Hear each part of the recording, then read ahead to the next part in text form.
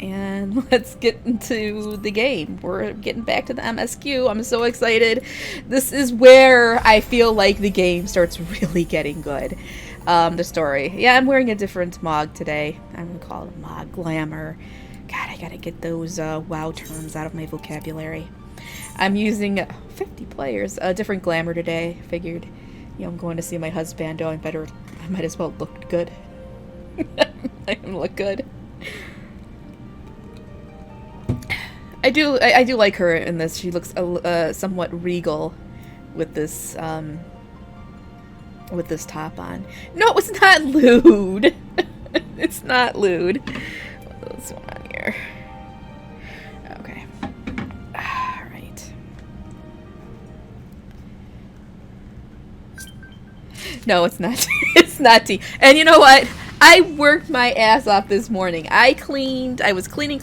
My sister's coming to visit down from Wisconsin this weekend, so I said after cleaning, and I have more cleaning to do. This is just one day of it. I said I'm having a drink because I cleaned my ass off. No, not Mirrors. I have my other sister who lives up in Wisconsin. She's coming to visit with her puppy dog, Leia. She's so sweet. They're gonna bring the dog, and it's gonna be fun. So, okay, I won't be fun for the cats though, but they can hide. It's only for a few hours. All right, I have two sisters and a brother, but we don't talk about my brother. All right, we gotta get to New Game Plus. How am I doing? I'm doing fine, except Chewie just got right in front of my screen. Sit down. Sit down. Hey, Zen. Alright, where were we? We're part 6. So this is the end. This is the end of ARR, and we're gonna start. So the 7th Astral Era is meant to be a time of peace, and yet Eorzea remains rife with turmoil.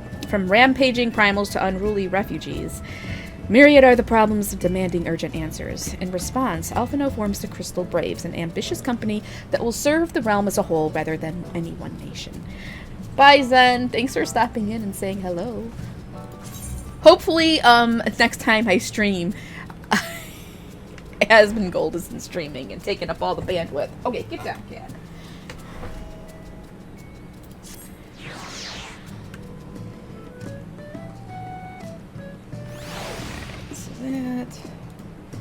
Alright, so now we got to go to... Ooh, Trader in the Midst. Midst.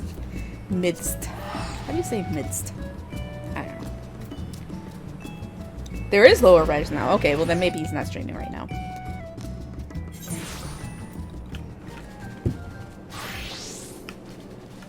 One of these days I'll make partner, and then I won't have to worry about this. I'm an old woman, probably, but... Okay, so let's talk to everybody before we go in. It is always inspiring to speak with the person of vision. If there is aught I might do to be of service to this new company, you know where to find me. Alphinaud's words were most heart-stirring. Would you not agree? Truth be told, I worry that what I can offer to such a lofty organization, but I will do all in my power to make my fellow braves proud. Come to mention it, the younglings seem to have run off somewhere. I do hope they're not up to any mischief. I do hope so myself. Is there aught I may do to serve you? I stand ever at the ready for the freedom of all. Anyone with a pair of eyes can see that Thancred is thoroughly besmitten with Higiri. Then again, subtlety has never been one of his strengths. Ariane J has asked me to watch over the Doman woman, that they do not come to any more suffering than they have already endured. Oh no. Thancred, keep your hands off the ladies. Seriously. Sparring bouts to raise awareness of the Crystal Braves. Intriguing, though I cannot help but feel there are more pressing tasks at hand. Perhaps Tataru requires aid in compiling the company roster. Papalymo refuses to spar with me. He says he has more important matters to attend to, but I think he's just afraid to lose. He was. Uh-oh.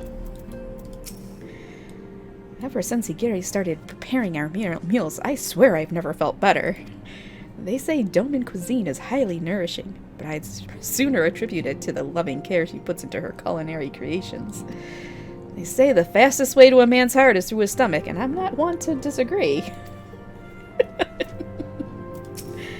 Master Thancred has taken quite a fancy to Doman cuisine. Several times a day he tells me that one of my dishes is the best he's ever tasted. His praise is most heartening, though I cannot help but feel he has a want for exaggeration. Oh, he does. He does.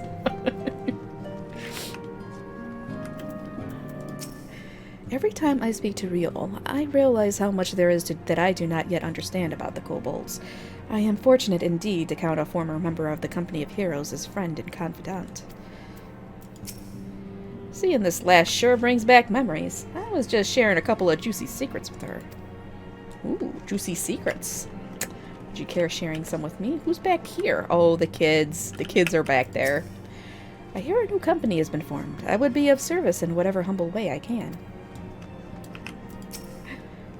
We hereby name Yozan commander of the Doman Braves. The Crystal Braves? Why, just saying the name makes me feel strong. I've been thinking of changing the name of our guild to the Doman Braves. How does that sound to you, Miss Rislin? Our Doman Adventurers Guild could use a new name. Say, do you have any ideas? For the freedom of all. For the freedom of all. For the freedom of all. It just doesn't sound the same when I say it. Ah, the kids are cute. Oh boy. This uniform rather suits me, would you not say? Or perhaps it is I that suits it. After all my transgressions, I am grateful indeed for this chance to start anew. Buscaron, Laurentius shall do you proud. Well, maybe he's turning over a new leaf. I mean, Laurentius might be, you know. The greater our successes, the more our name will grow. The more our name grows, the greater profits to be had. I can scarcely contain my anticipation for our first mission. Your profits, you say, huh? Aw, Wilred. You've brought in quite a few new recruits, haven't you? Your reputation extends far beyond Little Alamigo, it would seem, and deservedly so. Why, meeting you has given me something to strive for. Remember the name of Wilfred. I shall hone both body and mind and do you and my fellow braves proud. I hope you do, Wilred. The formation of the Crystal Braves has lifted everyone's spirits. My hopes are as high as the next man, but we'll not know what this company is truly made of till we faced our first mission. Alright, alright. Oh shit. Okay, Tataru, and then we're done. Oh, and then Alphino. Oh gods, oh gods, oh gods! I thought I was finished with the roster, but I missed a name, and had to start all over. As if I didn't have enough work to do already. Poor Tataru. The Crystal Braves. 'Tis the most fitting name for a company of champions summoned together by the Mother Crystal, would you not agree? The blue of the uniform represents the crystal's light, pure and unadulterated, a beacon of hope. The crystal sword is the sign of those who would stand strong in the face of danger. Until the day that my Crystal Braves are a guiding light for all of Eorzea, I will not give up the fight. Alright, that's enough talking to peoples. Let's get this quest started.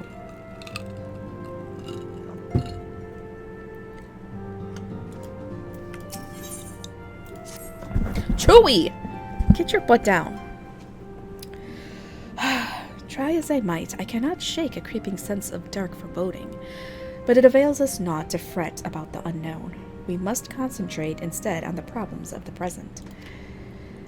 The primals have been relatively quiet of late, and the beast tribes who summon them are under constant surveillance by the Grand Companies.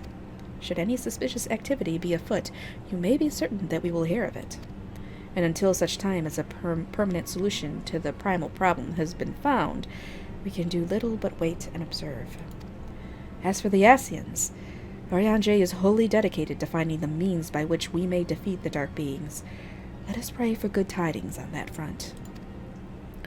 But all of this you knew already. Let us speak then of more current matters, in particular the state of the Crystal Braves. Alphino did well to found the organization, but ensuring its smooth operation is another matter entirely. Though I doubt not that he is doing his best, I felt that a helping hand or two would not go astray. To this end, I offered to send one of the Archons to assist him, but he declined. You know how he can be, independent to a fault and singularly loath to accept help. Save, of course, when that help comes from you. Alphinaud has entrusted countless matters of import to your care in the past, and I believe he would not hesitate to do so again, were you to offer. I should be most grateful if you would go to him and support him in whatever manner you are able. Alright, ready. I'll go help Alphinaud. He's sleeping. Well, he's laying down now. Fortunately. Right, boo-boo? You got all types of dust and stuff on your whiskers because he was sitting in the garage most of the afternoon. He just likes sitting in there. It's like, this is my kingdom. This is my kingdom, and it's just like cardboard boxes, lawnmower, bags of soil, but he loves it in there. Oh, and everybody changed now. A dazzling floral arrangement, each blossom a peerless beauty in her own right. Ah, the blessing and the burden of an overactive imagination. Yeah. What is it, Rislin? And do be concise, I am rather busy. You would lend a hand, you say? I see. Well, now that you mention it, there is a matter that wants for attention. Given its sensitive nature, I was hesitant to entrust it to my braves, but the demands upon my time are such that I had little choice.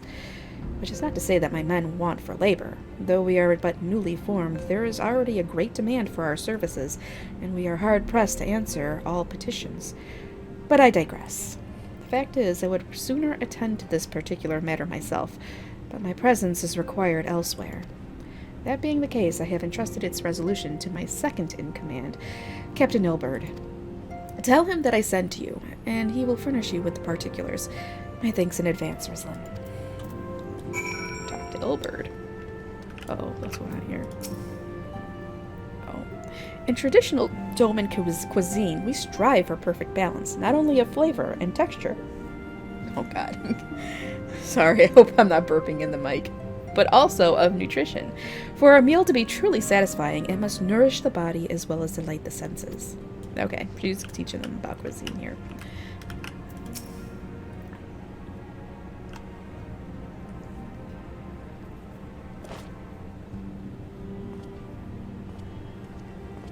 Hail to you, sire. How might we serve you?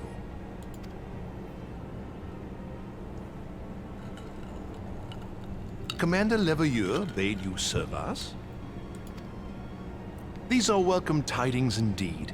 Given the sensitive nature of the task, I could not rely on one of my own.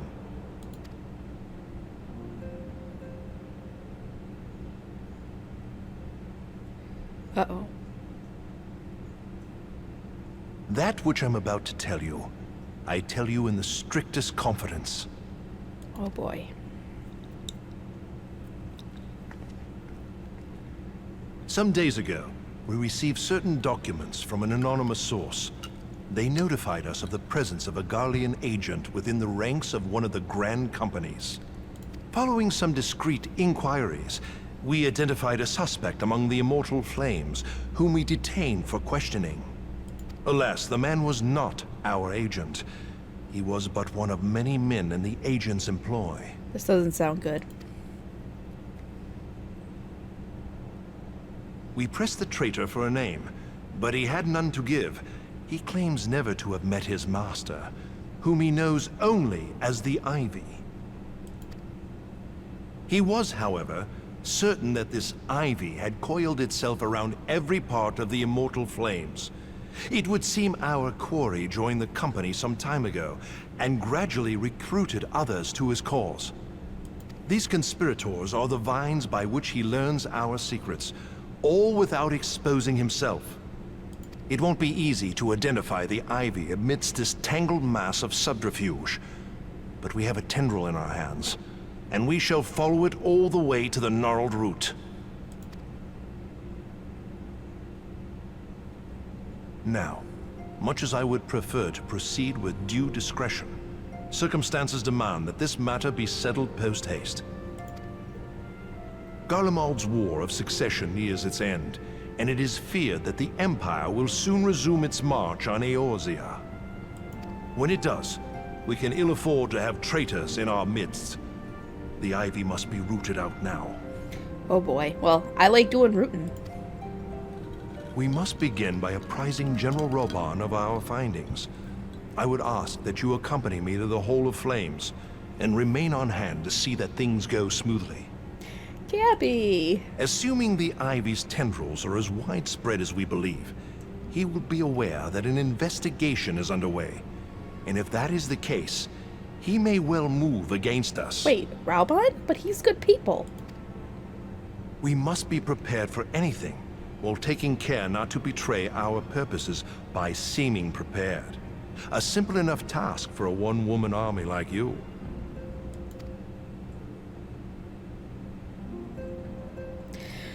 I don't know. I don't know about this. I'm not feeling great about this, but let's go.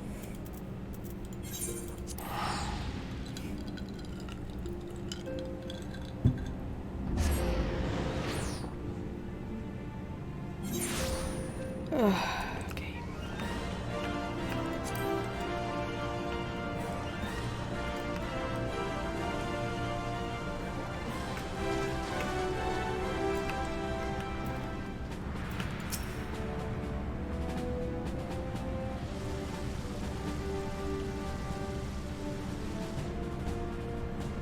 Well, well. What brings you here, my friend?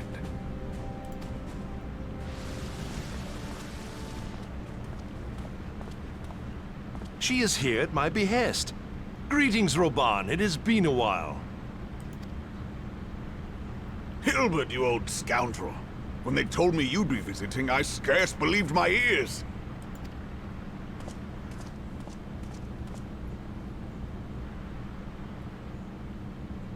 But look at you! The honored captain of the Crystal Bloody Braves. Who'd have imagined, eh? Not many, but fewer still would have imagined your destiny lay in politics, old friend. Aye. We've both come far, have we not?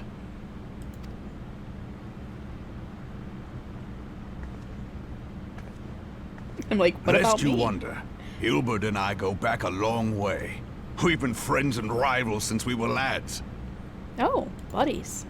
The last time we saw each other, Alamigo had just fallen, so you can guess how many summers it's been. And in all that time, not a word from the fool. Ah, well, my dealings tended toward the modest and mundane, unlike some I could mention. As I hear it, no sooner did you reach Thanaland than the brass blades clapped you in irons and dragged you off to die on the blood sands. Being a stubborn sort, you won 1,000 matches and earned yourself a place in the people's hearts while you were about it. Then, with your mountain of prize money, you bought the Colosseum and secured a seat on the Syndicate. Those balls, brother! Rags to riches does not do it justice. You're a hero to the common man. Ha! Spare me. I am no hero. If anyone is worthy of that title, it's our friend here. Next to her, I'm little more than a glorified butcher. Damn it, Raubon. You're making me blush. But you, Wilbert, you sell yourself short. By all accounts, you are an adventurer of some standing. I like to think that I did my part for the greater good. But if you're no hero, then I'm no adventurer, not in this company. Anyway.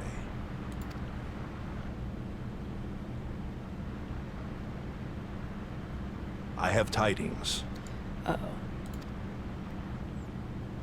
So there has been progress. I've let it be known that this meeting is a reunion between old friends. None will give your visit a second thought. To convene elsewhere would only attract attention. Let us speak here, in plain view of all.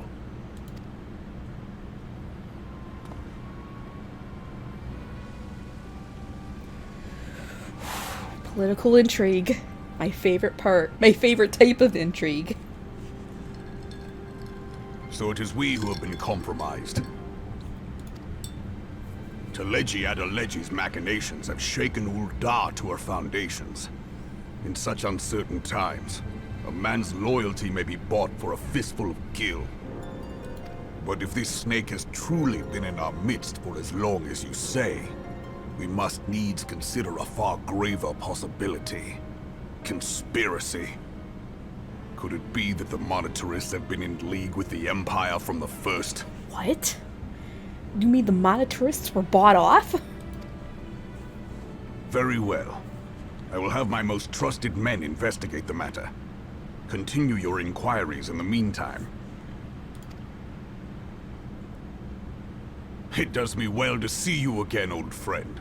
When next we meet, let it be over a flagon of ale.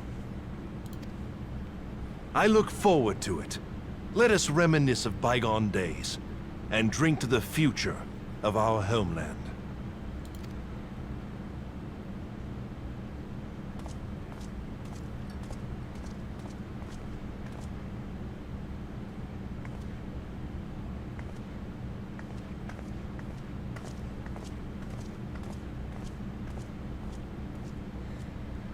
Boy. Flame General. You wear the mantle well, old friend. I must work hard if I'm to keep up. Well, it would seem your services were not required after all. I dare say we have Reborn's prudence to thank for that. Still, I was glad of your presence. My thanks, Scion. Well, it's fine. I'm now privy to all of this stuff. And I'm fine with that.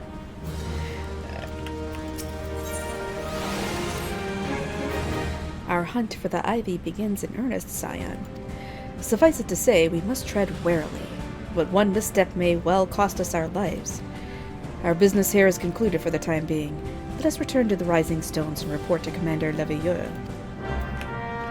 Alright, back to the Rising Stones, which is basically the new Waking Sands, because it's just like, alright, pray return back to the Rising Stones.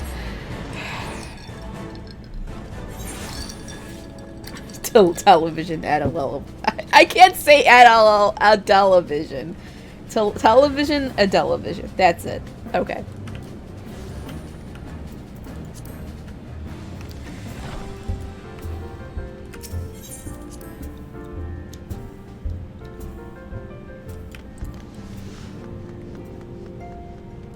What's going on, Tataru? Wah! From voices to petitions to... It's a war, Rizlin! That desk is my front line, and I fear I have been overrun. Oh, yeah. This Femela's in her queens again. I don't care. Alright, get out of there. I don't even know why. I don't even know why, still.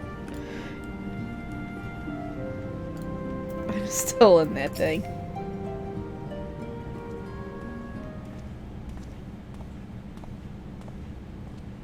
We are returned from Ul'dah, Commander. And not a moment too soon. Something has happened. Trouble? You will recall that the Fourth was tasked with reconnoitering the rendezvous site used by the Ivy's minion and his Imperial contacts. Soon after you left, we received word that the unit was ambushed en route to its destination. God damn it! According to the report, one of ours has been taken captive. The Garleans are not wont to treat their foemen with dignity, and I have grave fears for her safety. We must dispatch a rescue party at once. Recall those braves who are afield. Begging your pardons, Commander, but we have not the time. I'm afraid I must ask for your aid once more, Scion. An ill-prepared rescue party will only serve to provide the Garleans with more captives, yet time is of the essence. Simply put, you are the best chance we have. Captain Ilberd has the right of it. I trust you are willing. But of course you are. Now, Alian... I think it's Alian. Now Alian of the Fourth lies in wait in the Tangle. The Tingle. Near the entrance to Castrum Sentry. Seek her out and she will apprise you of the situation. No! The 8th right is great. We need that 8th right. Oh, man. What's going on here?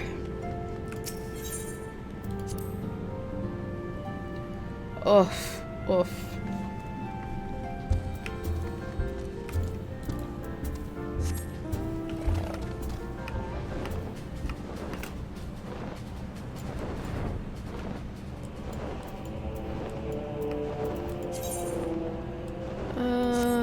What I got going here?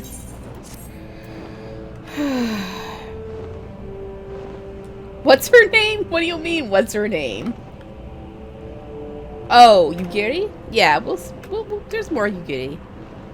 She'll be around.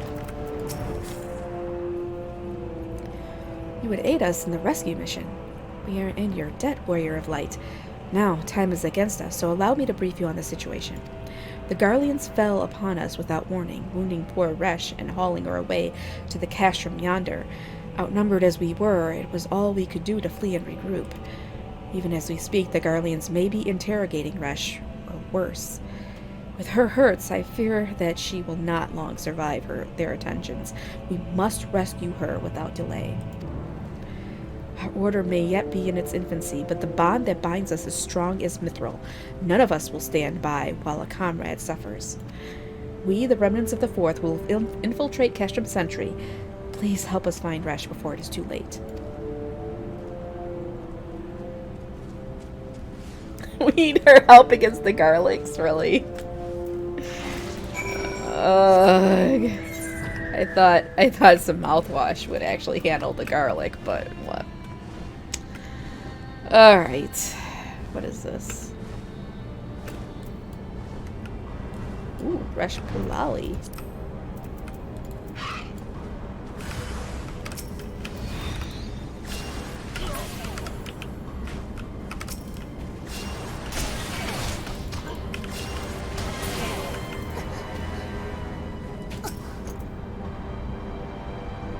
With mouthwash, yeah.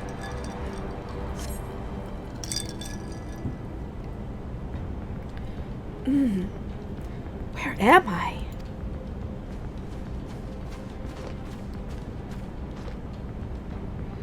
Resh! Thank the gods we found you! And thank you, Warrior of Light. Now, to quit this accursed place. Resh cannot move with those wounds. She will need to be carried out. I believe a diversion is in order. Might we trouble you to provide one? Given your reputation, I suspect the Garleans will be only too happy to grant you their undivided attention. If you were to create a commotion within the castrum, we would be able to steal away unnoticed. Let us speak again once we are safely outside these walls. Time to make a mess. Time to fuck up some Garleans. Some garlics. Alright, so what we gotta do here?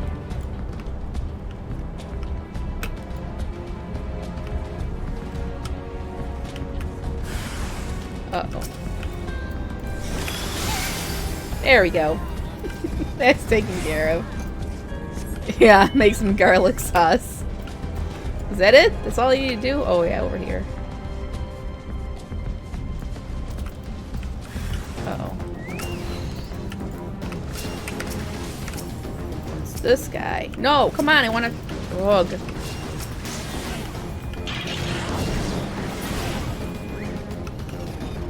There we go.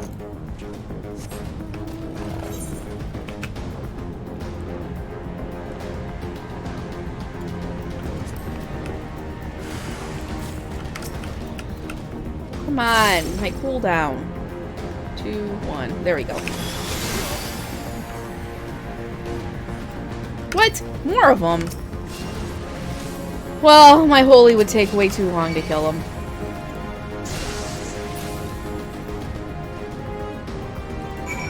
There we go.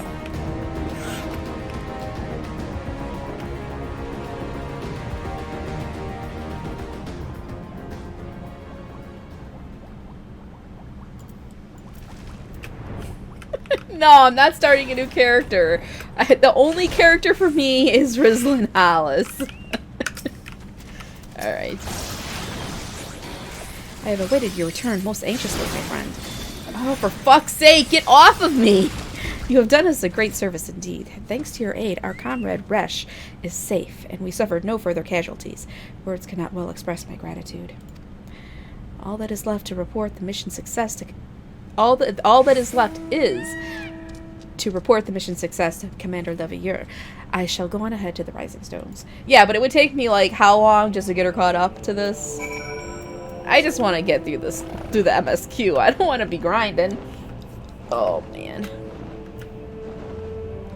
Plus, she's a Lancer, and it takes me so much faster to get in through the queues as a healer. I don't want it to be sitting, like, half of the stream to be sitting in queue. Okay. Down here.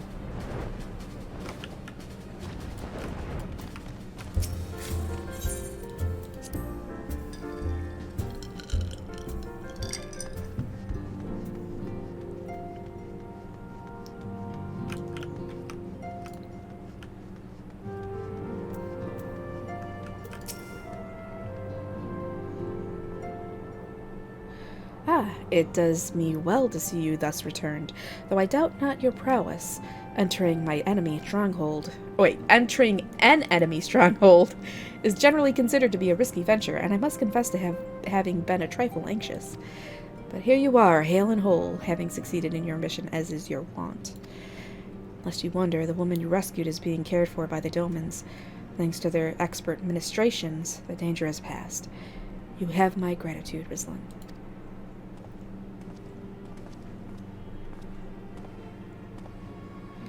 Allow me to thank you also, Cyan. Resh owes you her life. We escaped with minimal casualties this time, but we can ill afford to be caught off guard again. The Empire is not an opponent to be trifled with. As you say, Commander, I will see to it that the men keep their wits about them. And it may yet take time, but I will not rest until we have identified and apprehended the Ivy. I have every confidence that you will succeed, Captain. As for you, Rizlan, I realize you have scarce caught your breath, but I'm afraid there is no rest for the weary. I require that you accompany me to Kurthus. I have been granted an audience with an Ishgardian dignitary, you see, and the man expressly requested your presence. Wait, mine? Oh, do not look so surprised. You should be familiar with the trappings of fame by now. We shall depart as soon as you are ready. Holy shit. I did. I don't think I've logged in a year.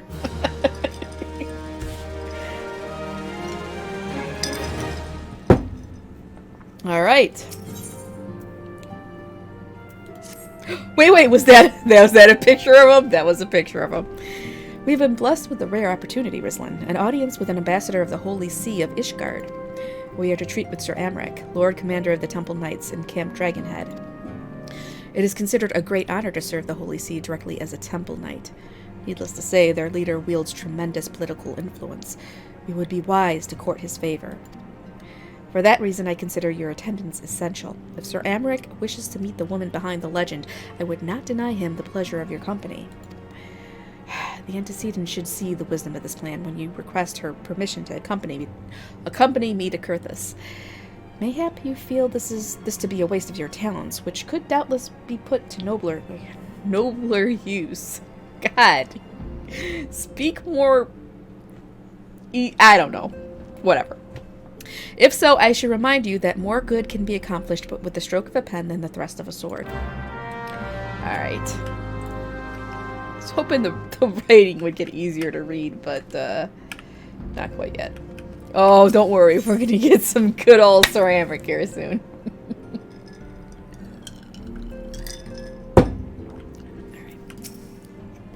A meeting with an Ishgardian ambassador? By all means, I think it a wonderful idea. We have received no reports of etheric disturbances or unusual beast tribe activity of late. If Alphino believes your presence may help him to secure more favorable terms, I see no reason to deny him.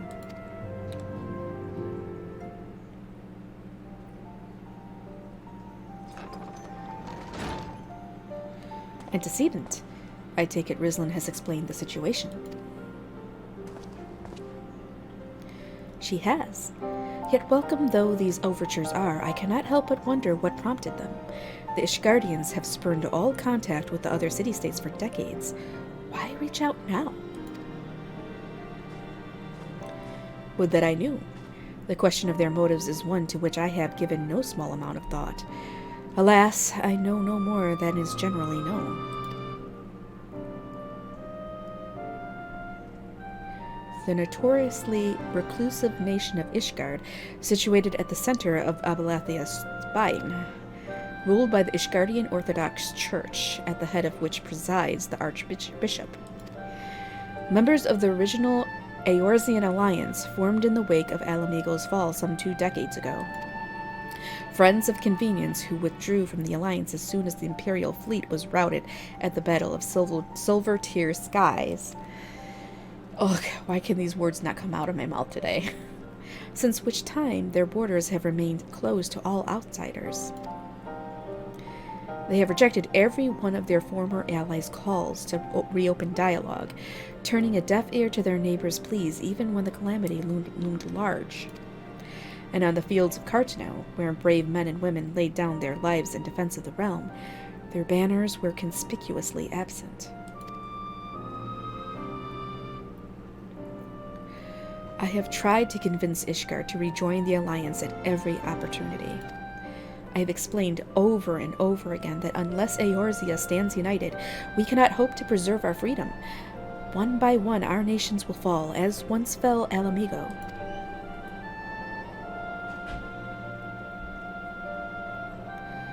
And what have mine efforts yielded? Why not? Surely this can be considered a step in the right direction. I should hope so. Rather than the lowly messengers we have been fobbed off with in the past, this time we shall meet with a man of genuine influence. Of course, I am not so naive as to think that they come to us out of the goodness of their hearts. They have something they desire, though I have yet to find out what. But such is the nature of diplomacy. They will bring their agendas to the negotiating table, and so will I, along with a handful of incontrovertible truths. The Empire will soon be at our doorstep once more. Indeed, you may be assured that I will expound upon this point and others. Let us depart for Camp Dragonhead, Rislin. Our old friend Lord Harshaphant is expecting us. Since our quest to recover the Enterprise, I understand you have further ingratiated yourself with the man. Excellent work. His fondness may prove useful to our cause. I know, I haven't had that many vodkas, just one. And I don't think that's doing it. I'm tired. That's probably part of it, is I'm very tired today. Alright. Time to go to Camp Dragonhead. And it's not Harsh Elephant, okay? It's Harshaphant.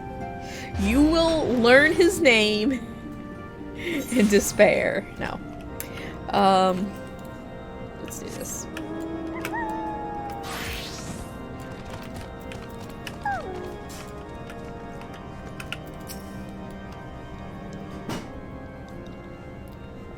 Ah, Rislin, ever a welcome sight. Our hearts have been stoked to blazing in preparation for your arrival. It would not do for such a distinguished personage to catch cold whilst enjoying our hospitality. The gesture is much appreciated. I fear I shall ever struggle in cold climes. Ah, good Master Alphino, an honor, as always. Likewise, Lord Harshaphant. Forgive us yet another imposition. I fear we have relied overmuch on your aid since you so generously assisted us in locating the Enterprise. Nonsense. Any debts incurred have long since been repaid. Besides, who can say what the future may bring? House Fortom may even seek the aid of your newly formed Crystal Braves. In any case, I am simply delighted that the Holy See is at last willing to grant you an audience. No doubt your discoveries at Snowcloak helped to justify the decision. This recent resurgence in heretical activity is of grave concern to us all. But to the matter at hand. Sir Amric arrived in Camp Dragonhead earlier, and I am told he is eager to meet with you at your first convenience. You are doubtless weary from your journey, and desirous to rest a while by the warmth of our hearth. But if you are willing to forego such comforts, pray inform the knight stationed outside the intercessory. He will grant you entrance and send word to the other attendees. As inviting as your hearth sounds, I think it best we proceed to the intercessory forthwith. Alright. Alright. Alright, I'm going to take a quick bathroom break here. And then we're gonna go see... we're gonna go see my ceramic. Hold on. And I am not refilling my drink. I'll give it a little bit before I do that. I don't Okay. I don't have any more Dr. Pepper. Otherwise I would totally get another one. But we're trying to cut down on the calories, so I didn't get any more Dr. Pepper when I did my shopping yesterday. So, okay, let us go. We're going to be drinking more tea. Definitely going to be drinking a lot more tea. So,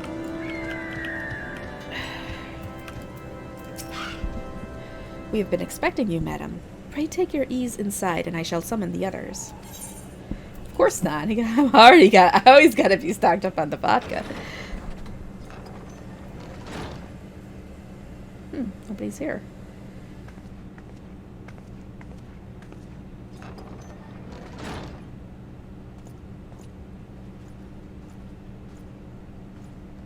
Have faith, my friend. You need only state your case with confidence and clarity.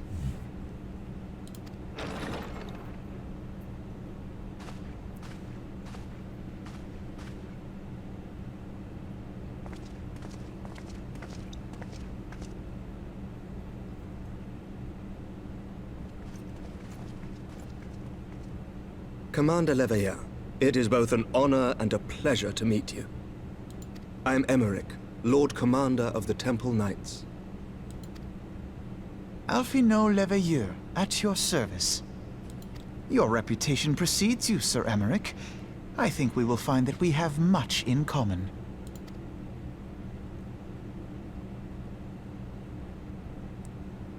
Speaking of reputations, yours towers over us all. Does it not? No, not boo this man. Stop it. It does indeed, Lord Commander.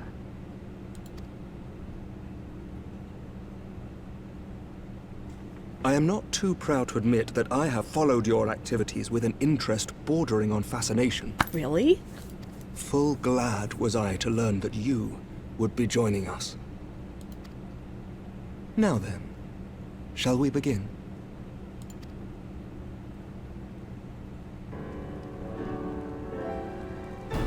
We know full well that the Garleans will return in force ere long. What is more, we have yet to achieve a lasting victory over the primal menace. The beast tribes continue to summon their gods, and each incarnation is stronger than the last. Ishgard is not immune to these threats. I must reiterate that it would behoove your nation to rejoin the Eorzean Alliance. Once again, I must respectfully disagree.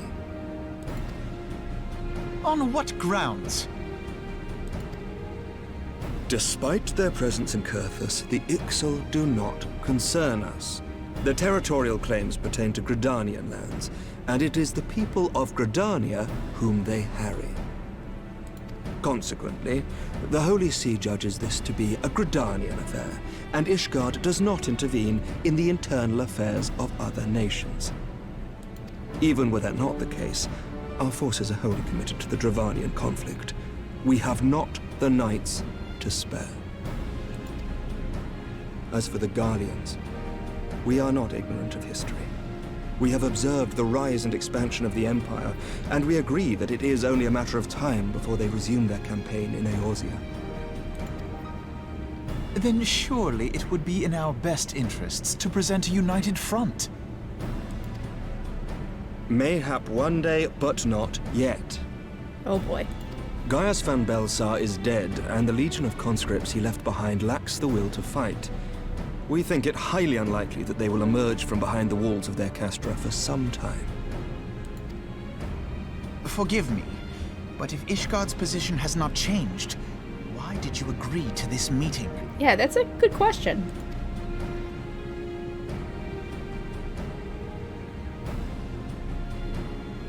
It was not only as a representative of Ishgard that I came here.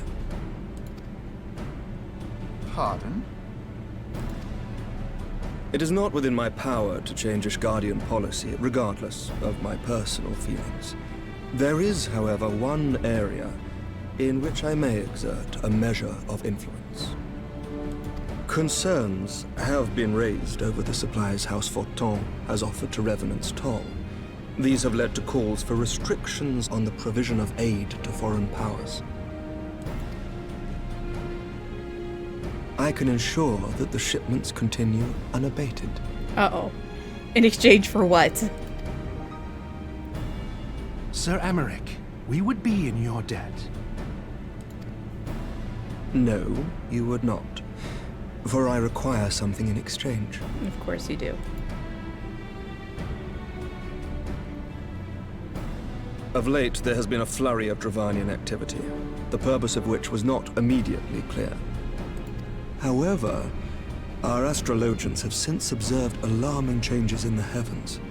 The dragon star waxes unnaturally bright, and there are whispers that it portends the resurrection of Midgard-Sorma. What? The fallen guardian of Silvertear Falls? That's absurd.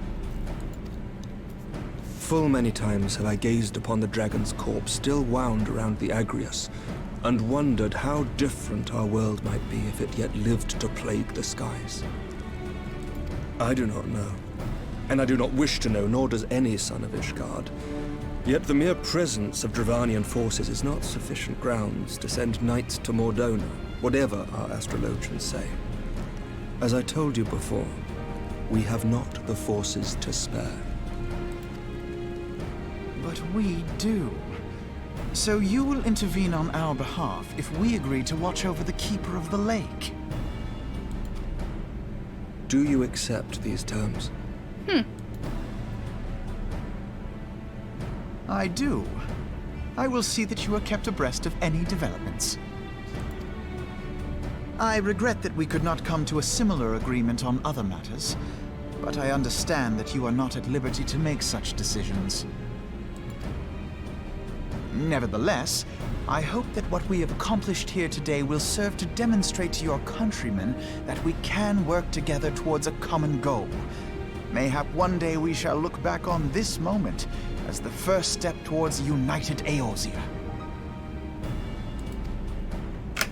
Mayhap we shall, Commander.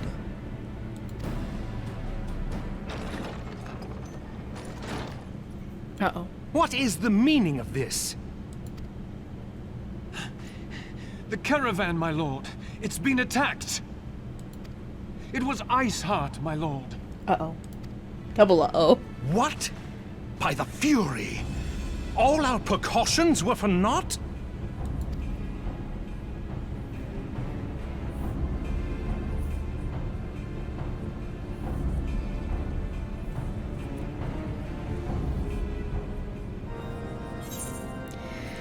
Well, we gotta go take care of that Iceheart issue. Methinks we do. Just when we were starting to make progress. And to make matters worse, the caravan they spoke of was bound for Revenant's Toll of all places. Honestly, if were I so inclined, I should think the gods were conspiring against us. Happily, however, I am not. I would know more of this attack. Let us speak with Lord Haurchefant and find out what he has learned.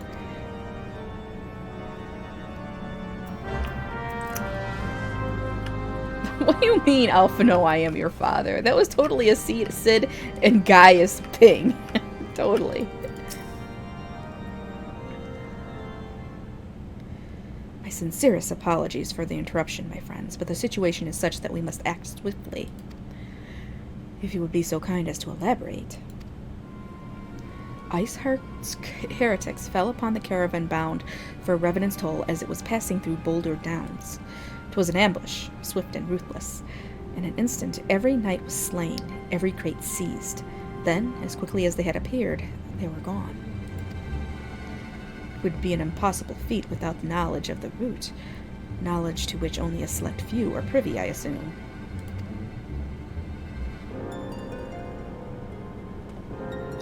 Quite.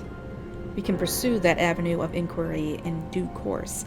It seems to me that examining the scene of the ambush should be our first concern.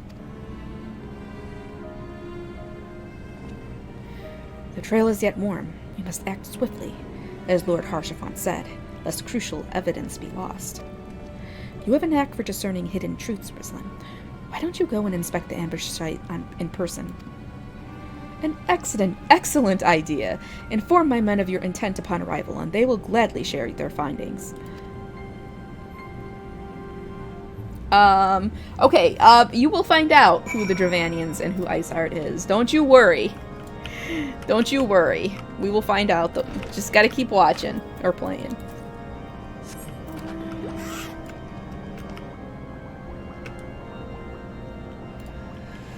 It will all be made very clear soon. Where am I going? All the way down here. I think a dungeon's coming up here soon.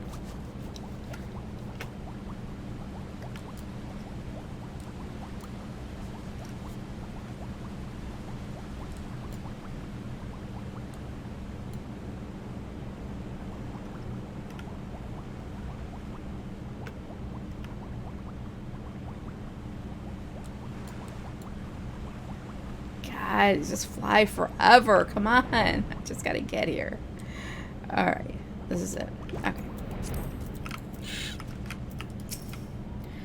Move along, adventurer. There's nothing for you. Lord Harshaphant bid you speak with us. And you must be... Beg your pardon, Scion. As you can see, they left nary a crate behind. Tipped the wagon for good measure, even. Whole thing's a bit odd, if you ask me. Would have been easier to just steal it, though a damn sight harder to conceal it, I'll allow. Reckon they came prepared, probably with wagons of their own hidden away off. But pay no heed to my ramblings. Absent of proof, 'tis naught but speculation. Might be that as the squire receiving care at the observatorium could tell you something more factual. That is, if he's awake. Unlike myself, he was there during the attack. Not that his presence amounted to much. Oh boy. Oh boys. What's spoopy? I don't think anything's spoopy. We're not in Tamtara Deepcroft. That's spoopy. There's a few spoopy areas in this game.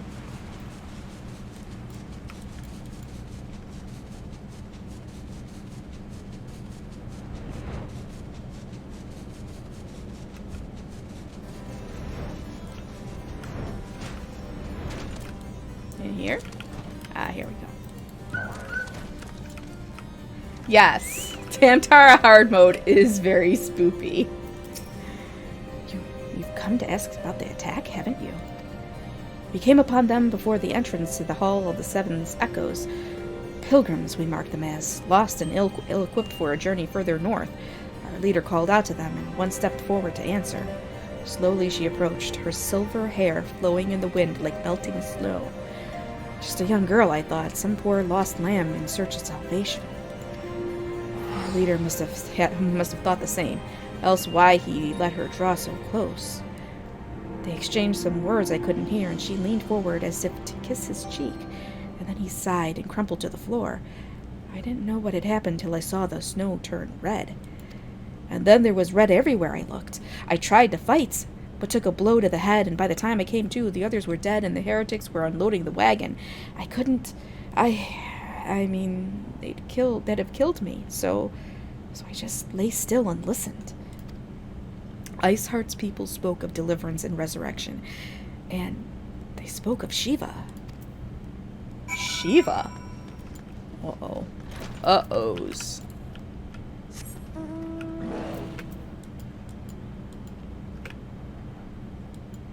Yes, it is very tragic. It is very tragic. But unfortunately, I don't think I can get through the whole story, do all the quest line for you guys. Because I don't think that is a New Game Plus thing.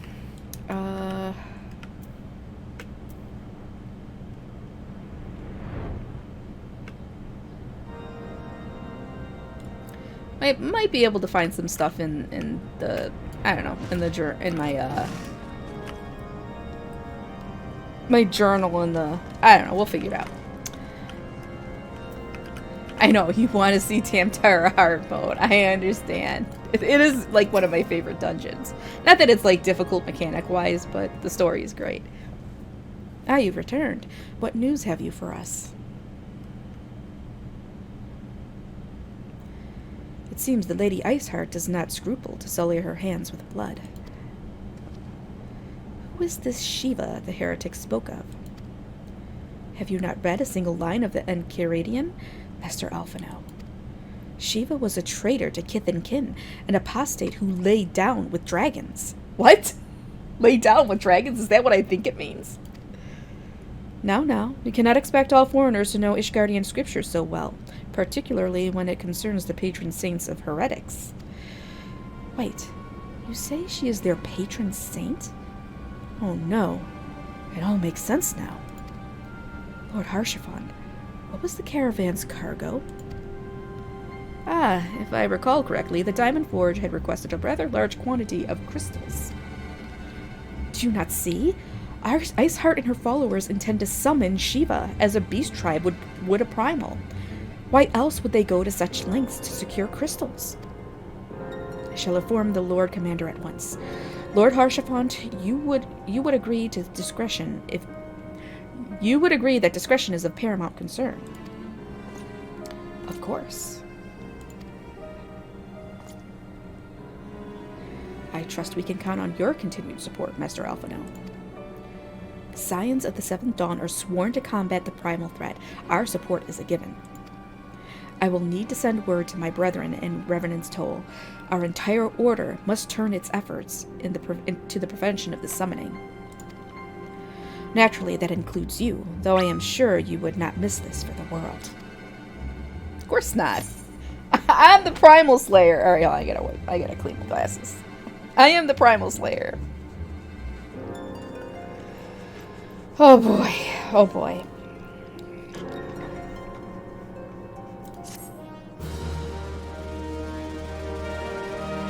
Just point me at him. That's all I'm saying. Just point me at him. Leave off? What is he talking about?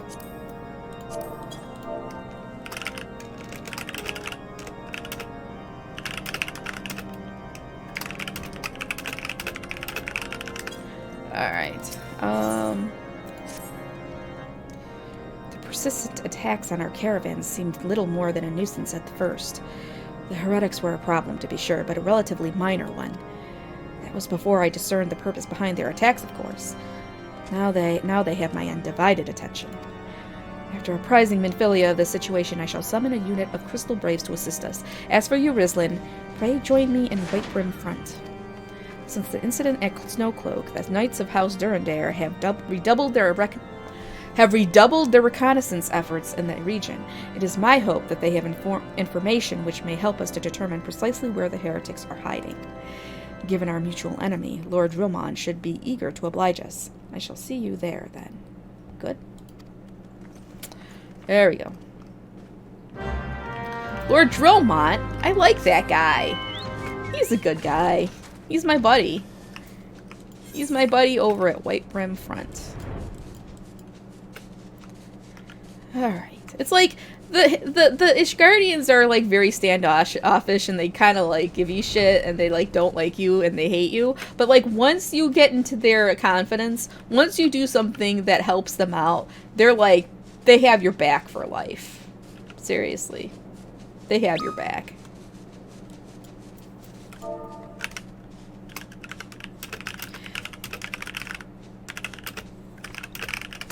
Alright, so, oh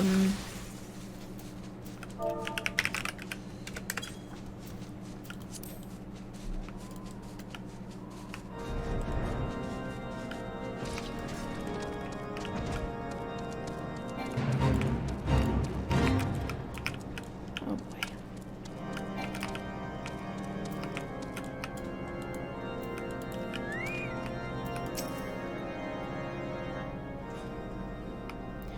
Scions of the Seventh Dawn wish to join in the hunt for Iceheart. Your assistance is more than welcome, my friends. Considering the report I just received, I dare say your timing could be no better. We are all ears, Lord Drillmont. A band of pilgrims was seen transporting a large number of crates to the west. Their garb appears to match the description provided by the squire who had survived the attack. Alas, our scouts lost track of them at Snowcloak. That self-same frozen wall, which we speculated might conceal the heretics' hideaway. Suffice it to say, the disappearance of these pilgrims and their provisions all but confirms our suspicions. I have heard enough. My knights will join the hunt. I took the liberty of summoning a unit of Crystal Braves to Whitebrim Front. Given the gravity of the situation, I trust you will agree that we must use every resource available to us. These are extraordinary circumstances, Commander. It would be in our best interest to coordinate our efforts. Such was my intent from the start, Sir Emmerich. And so it begins, my friends. Though I dare say it will prove an all too brief collaboration, Iceheart will not elude the combined forces of the Crystal Braves and the Temple Knights for long. Nevertheless, a wise man does not wager all upon the success of a single solution. There may yet be subtler means by which we can locate the heretic's lair. Mayhap Lord Drillmont has one in mind.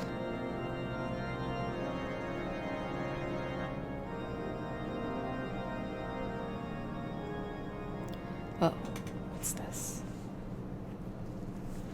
Is this their lair?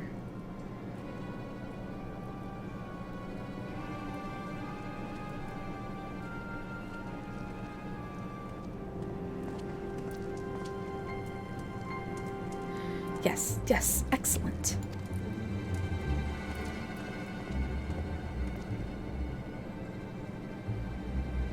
My lady, everything has been accounted for. If there is aught else you would have us do, pray speak, and it shall be done.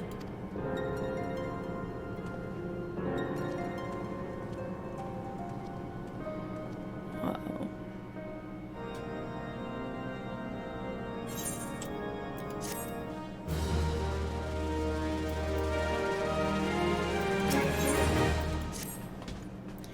It seems as though we are always one step behind, our quarry ever just beyond our reach. Though I would like to believe that the tables are about to turn, I must confess that having certain doubts. A joint effort may succeed where others have failed, but it could yet yield the selfsame result. Fortunately, we are not without our other options. I trust you haven't forgotten Inquisitor Guame. We have not. The mystery of how the heretic remained undiscovered for so long has been much in our thoughts, as has the question of what steps might be taken to prevent a similar breach of security in future. Accordingly, we conduct an exhaustive and covert evaluation of everyone in Whitebrim Front. Though some were found to have committed certain minor transgressions, we identified only one possible heretic. If this man has pledged himself to Iceheart's cause, he will have taken note of the movements of the Temple Knights and the Crystal Braves, and upon recognizing their intent, he may attempt to warn the heretics. The man's watch is to end soon, at which point we must report to Sir Jontremont in the yard. I can't say these names. I would have you keep an eye on him. If he ventures beyond the walls, follow him discreetly. Should he meet with a heretic, do not interfere. Simply watch and listen. I have seen to it that the suspect knows nothing which could endanger our plans. Alright, so we gotta follow this dude. Follow this dude. Make sure I don't alert him to my presence.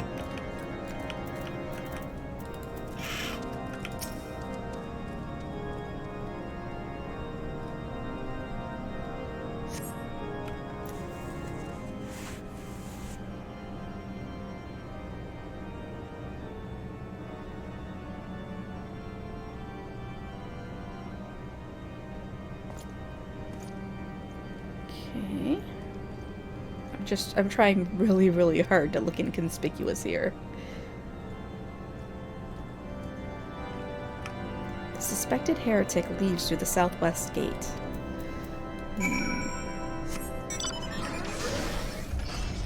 Could really use an invisibility cloak right about now. Where's the... what? Oh, here it is.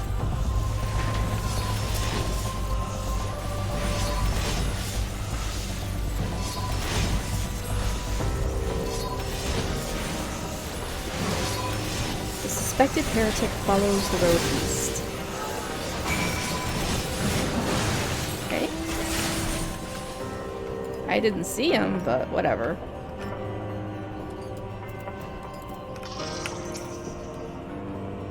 Oh, see, you can see Ishgard from here. That's actually a pretty cool vantage point. Oh yeah, I don't care about that fate. But yeah, the suspected heretic heads south. So yeah, if you can see from where we are here, because it's a clear sky, fair skies. There's Ishgard. One of these days it will be my home.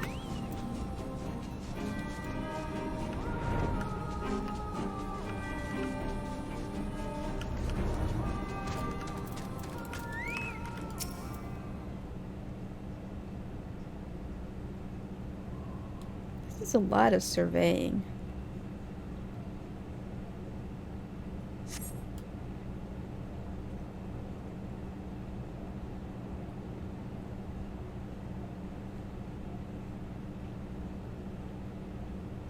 Hey, hey!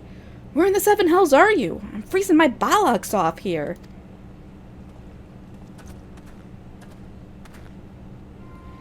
I'm here, you blundering oaf. Why are you late? Standing on the wall, why else? I have duties to fulfill, you know. Your sole duty is to the... bloody echo. Lower your voice, or they'll hear us and wipe from front. Yes, of course. Temple Knights are mumble mumble and Snowcloak. Mumble mumble. This is what you bring me? We already knew that about mumble mumble. Our comrades in Boulder Downs will use the tunnels, mumble mumble. Dead before they know what's happening. Nevertheless, mumble mumble. If you waste my time again, is that clear?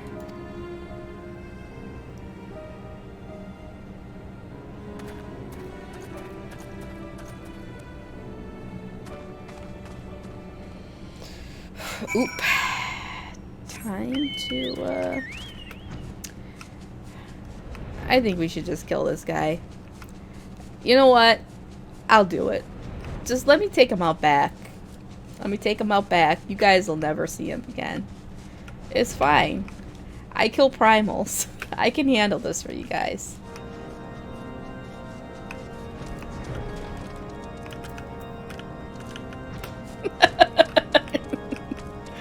Whenever I'm given a bloodthirsty, like, option with the dialogue, I always go for it. I do.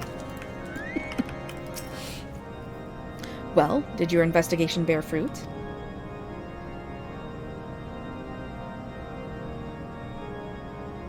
I see. I shall have the man detained at once. His guilt is plain. Would that you could have heard their words more clearly. Yet, the few snatches you were able to make out are nonetheless enlightening. It would seem the heretics are aware of our operation, and confident that they can thwart it. Their comrades in Boulder Downs are key to their plans, which means it is key to our plans that they be rooted out and put to the sword. See? He agrees with me. We gotta root him out and put him to the sword. Wait, this dude is in a pink armor. What is up with this? What's this guy's name? Avalanche Staunton. Oh my god, I don't know why XIV is going nuts.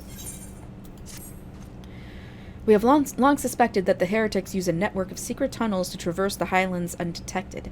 Given what you overheard, I fear that Snowcloak may be riddled with such passageways, and that the heretics in Boulder Downs are planning to use them to take our forces unawares.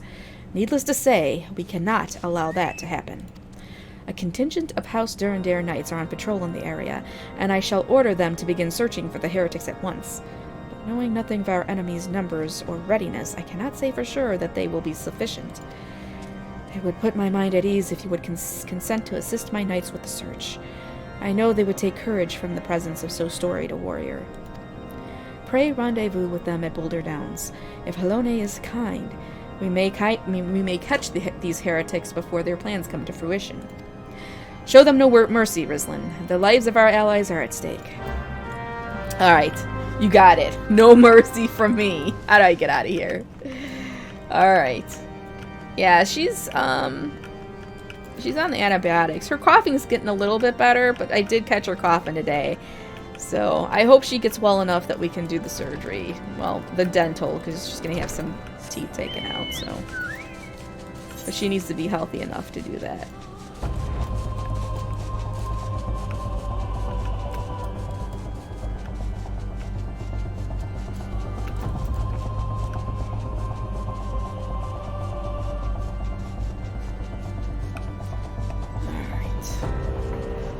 care of this heretic shit.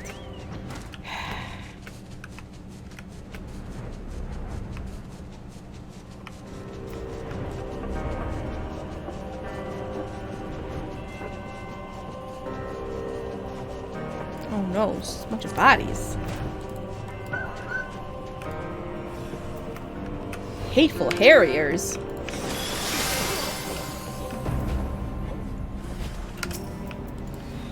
Tomorrow.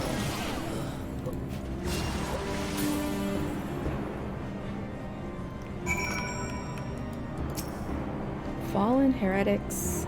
Is it heretic or heretic? I don't know. Probably one either way. Falling heretics effects. This is a pretty interesting rock formation here. This red.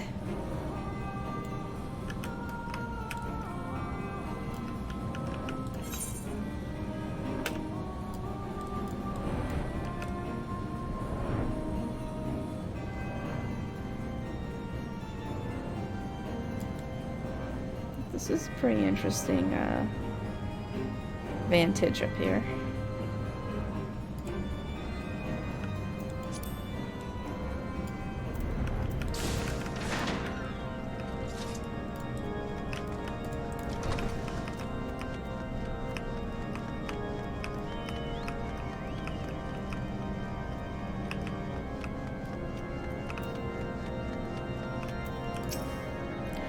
My knight sent no word of your coming, Ruslan. What has happened? What is that in your hand?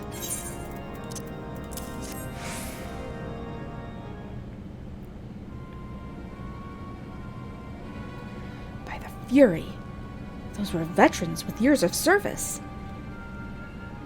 And now they lie dead in the snow.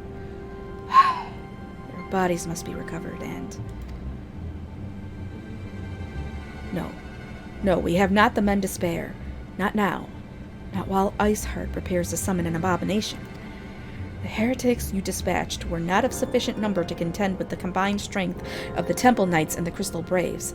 There must be others, and I'll wager they are on their way to Snowcloak as we speak. To make matters worse, it seems the traitor you followed managed to pass the heretics something of value after all. The parchment you recovered is a timetable of the guardsmen's watches at our outpost in Snowcloak. The traitor was stationed there long before he aroused our suspicions. Would that we had caught him sooner.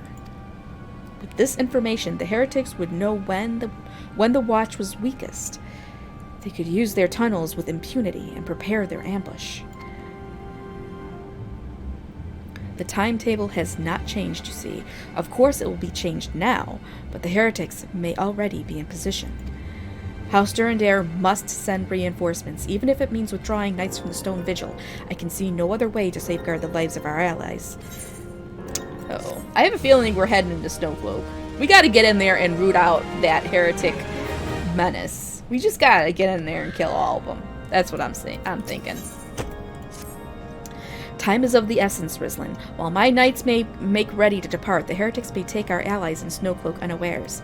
Superior training and equipment will avail them not if they are cut down ere their swords are drawn. But all is not yet lost. If you leave now, there may still be time to warn them. Make haste, I beseech you. Fly to Snowcloak and tell Sir Amric everything we have discovered.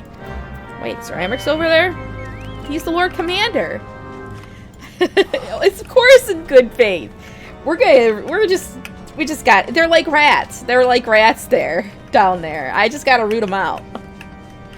Just give me the word and my holy spam is at the ready.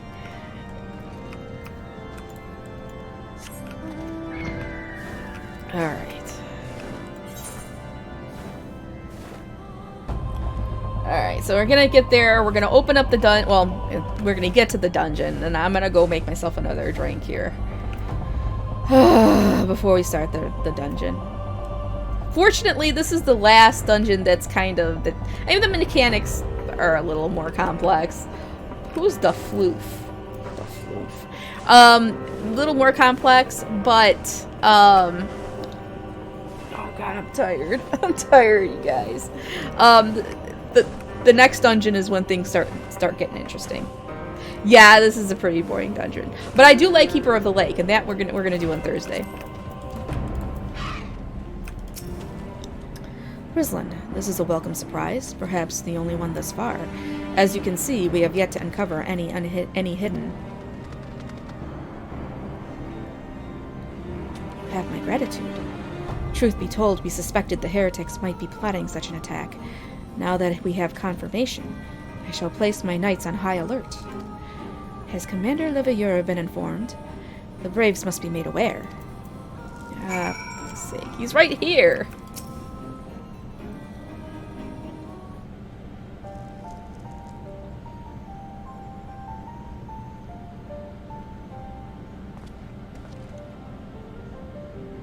Must be here. I am certain of it. Why else would they go to such lengths to defend Snowcloak? 'Tis but a pity this discovery comes when our enemy has us at such a disadvantage. Forewarned though we be, the heretics know the terrain far better than we. I dare not think how many are watching us at this very moment. Confound it! This is all wrong. Iceheart has us scrambling to save our own skins when we should rightly be straining every sinew to find her and stop this damnable summoning. There she is! Come here, girl. What? Ida? Isn't she cold in those booty shorts? That was close. They didn't hurt you, did they? Only my pride, Ida. There will be others nearby. We must see that they are given a similarly warm welcome. Commander Leveilleur.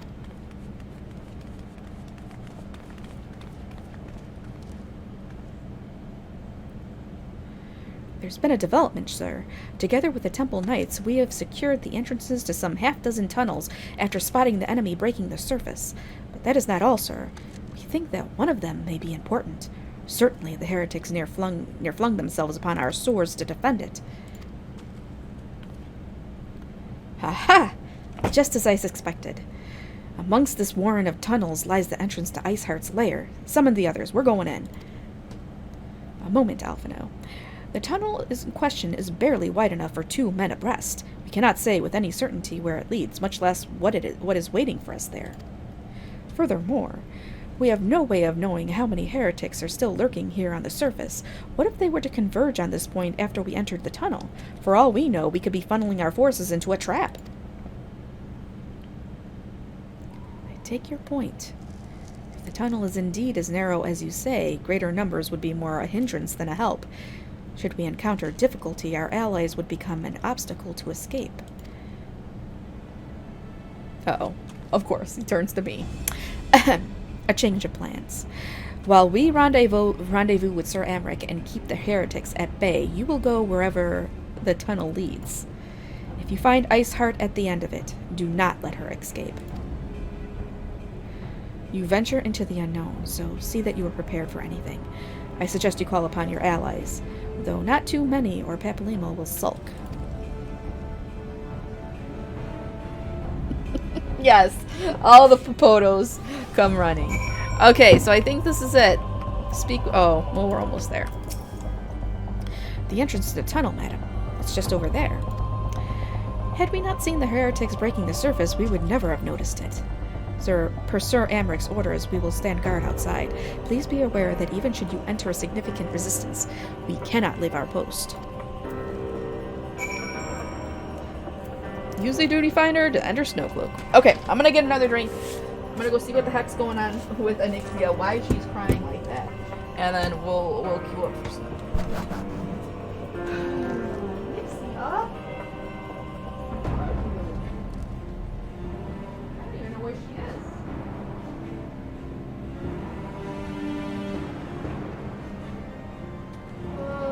Poor kitty.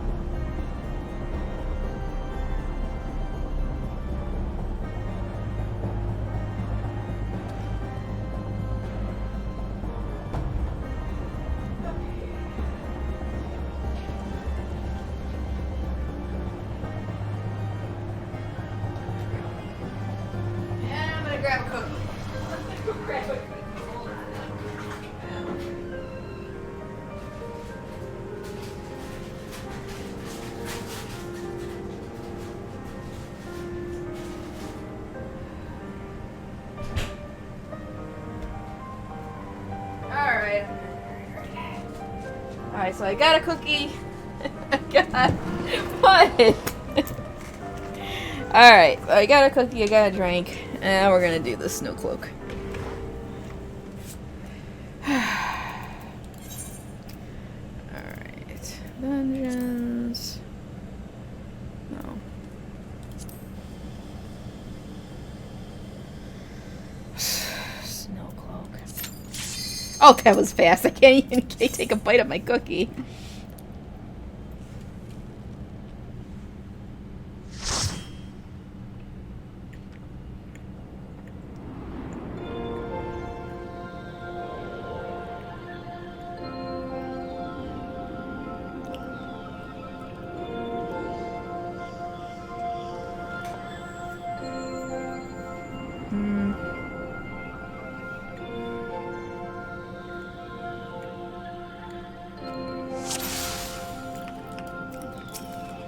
Well, tank is in a sprout, so that's good.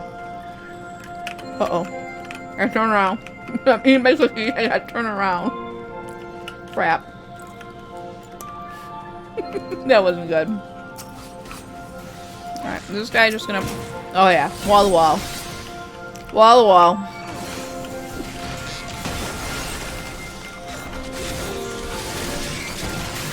And here we go.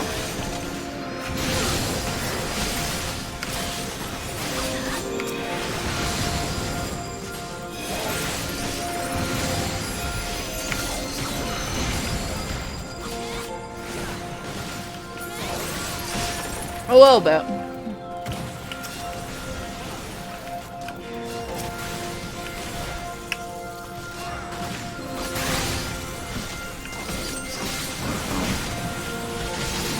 He's not going wall to wall.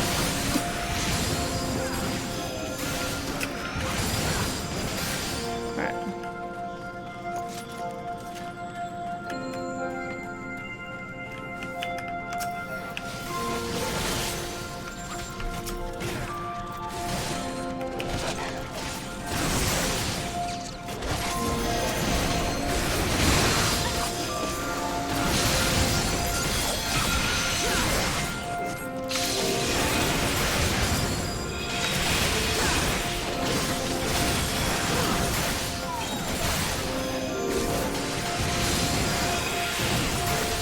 Oh yeah, you're gonna need those sunglasses in these dungeons from now on. You're gonna need them.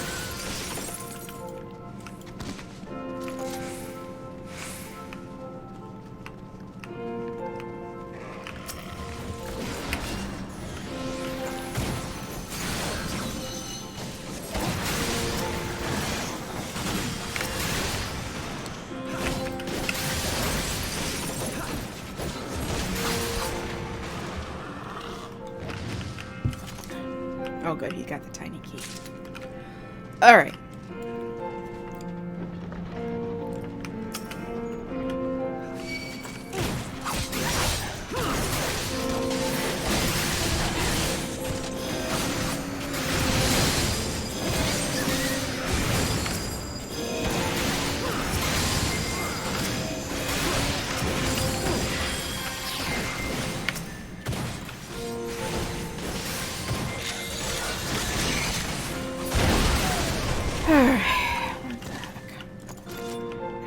How this boss goes.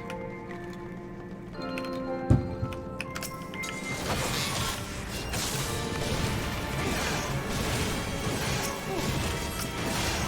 think something with boulders, I think. Oh, bombs.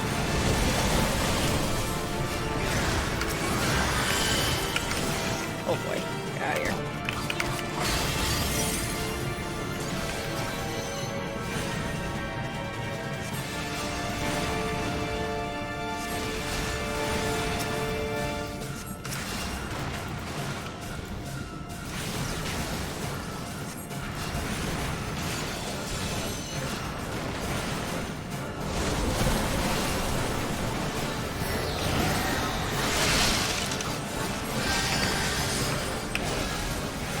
Well, he'll be dead before long.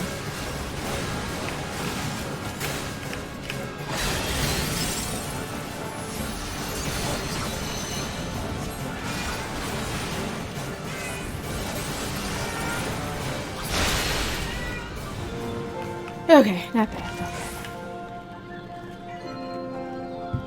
Oh my god, is she crying again? What is wrong? Oh my god, dad.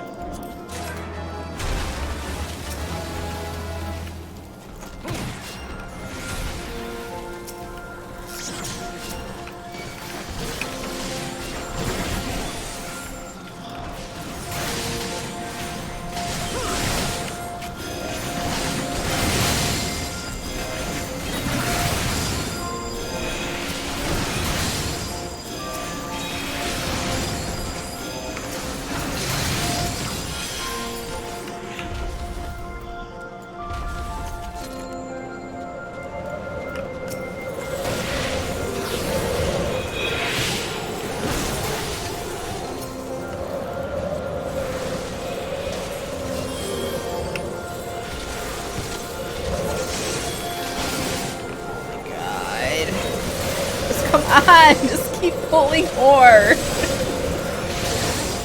There we go.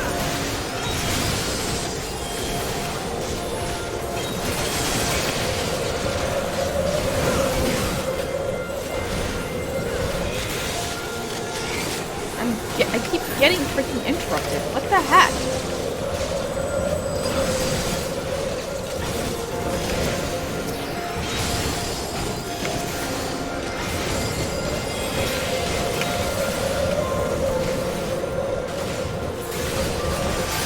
If I bring her over here to love her up, she'll just be like, okay, I want down, and she just jumps right off my lap.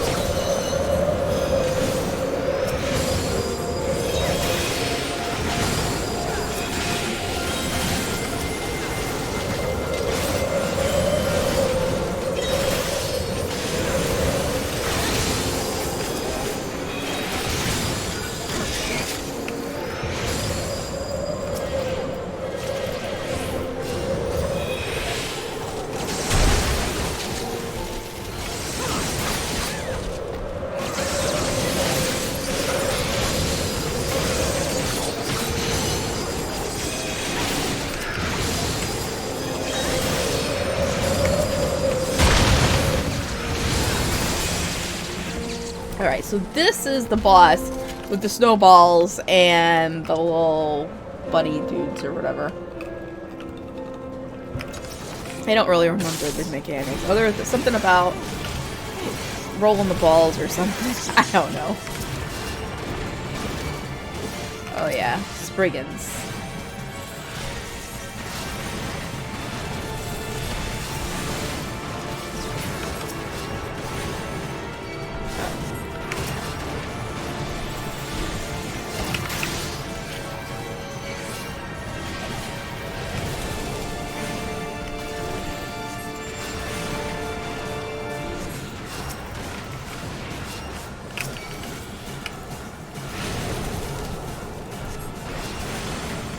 I have a feeling this is gonna turn bad.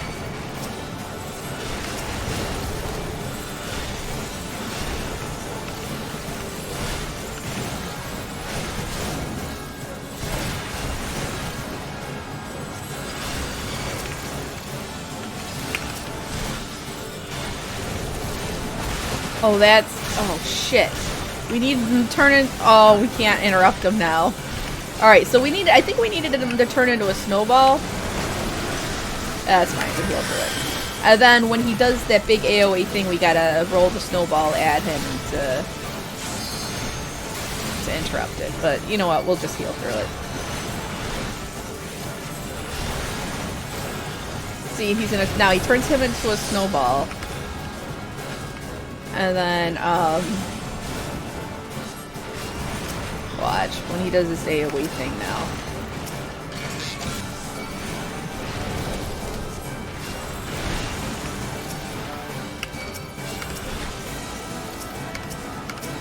Damn it, there's too many guys on the screen.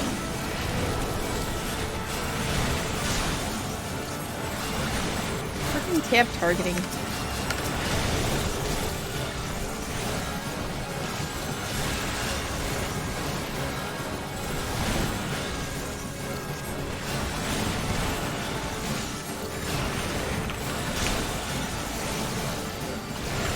Oh, it's an even bigger snowball now. Okay, here I go. Here I go. Did it. See, I interrupted him.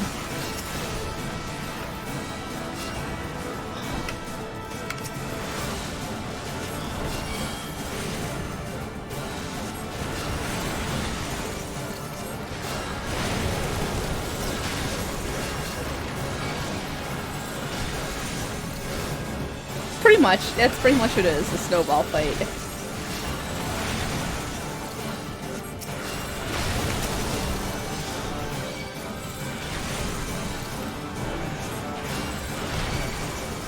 Don't do it now! Oh my god, whatever.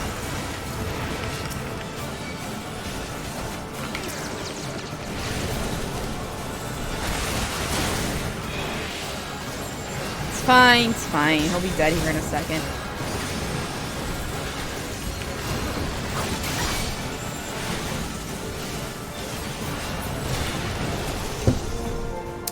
We're good.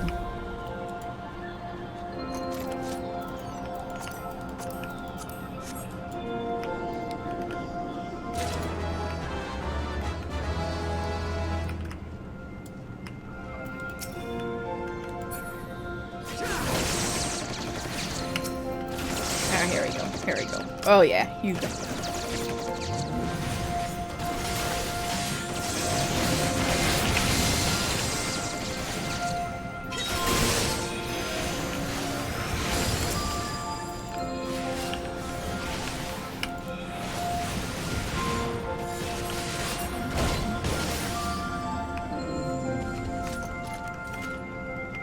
Yeah, more shades.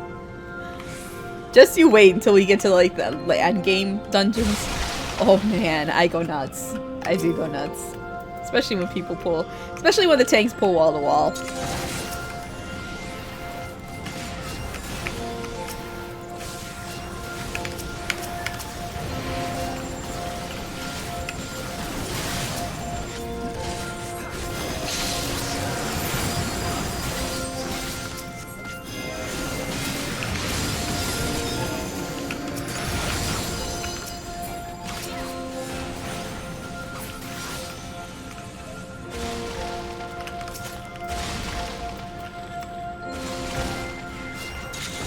This music is making me fall asleep.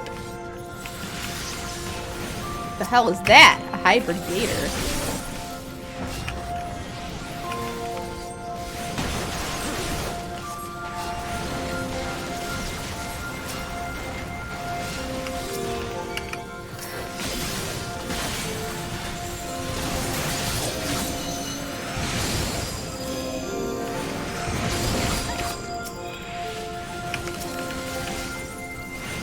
Kind of a fuzzy alligator.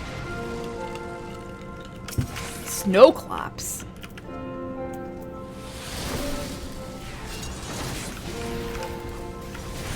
I forgot what the last boss in this place was.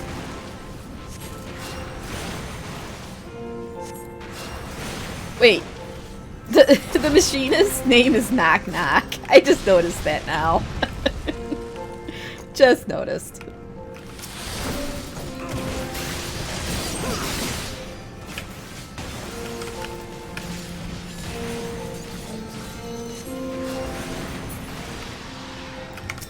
Cherry Harrier. We must be getting close. Ooh, there are dragons. Because, you know, they consort with dragons. Like, their saint was laying with dragons.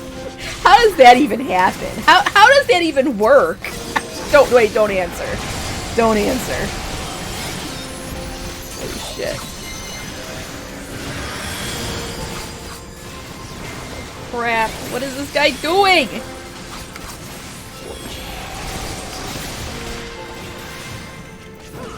Oh my god, scared me there for a second.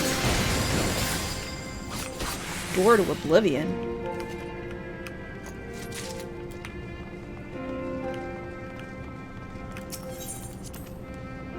Oh, what do you say? I mean, I'm not gonna lie. I've read Otome where I romanced dragons before, and I liked it, so.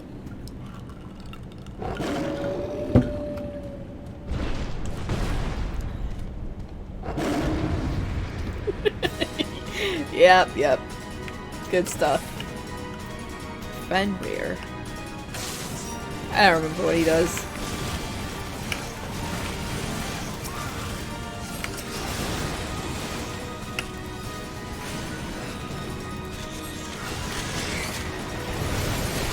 I'm not! But you know what? You know what? What if it was a hot dragon? I mean, just saying.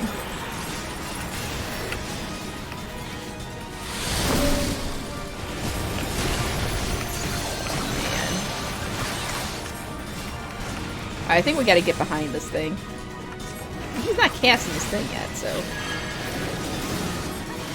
Uh-oh, it's gonna explode. Gonna explode.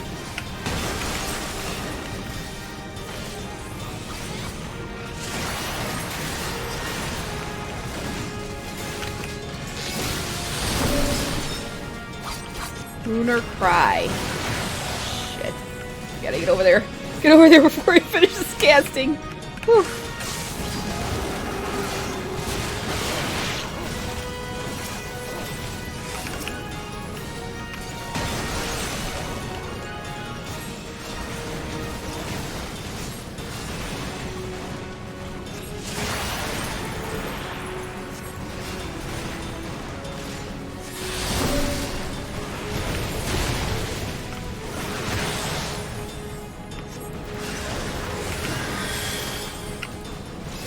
Need to stand behind it right there, but why does nobody use Limit Break? Come on!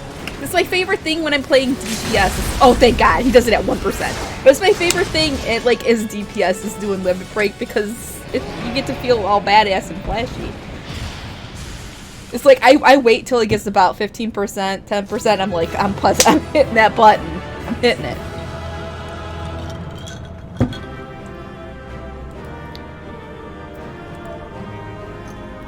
I should be nice, party. Let's give the commendation to the tank.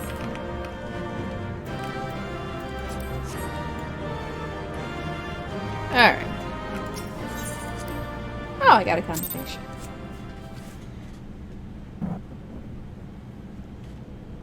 The tales do not do you justice, warrior of light.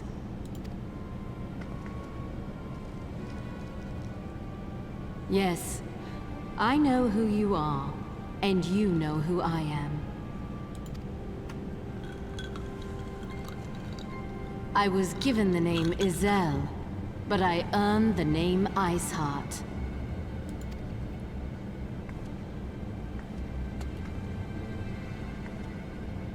This endless cycle of hatred, of bloodshed, of sorrow.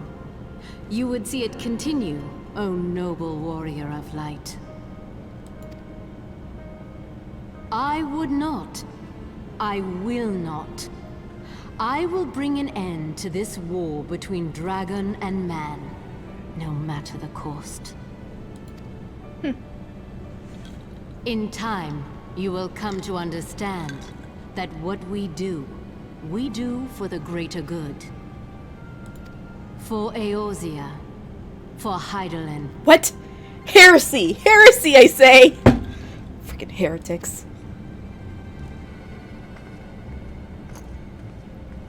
Do not have her tongue come off your... Her name come off your tongue!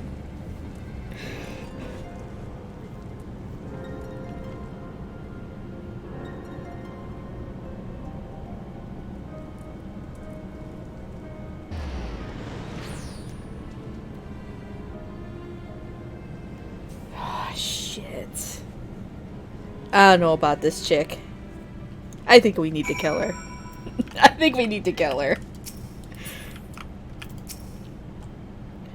It took longer than I expected. What news, Ruslan?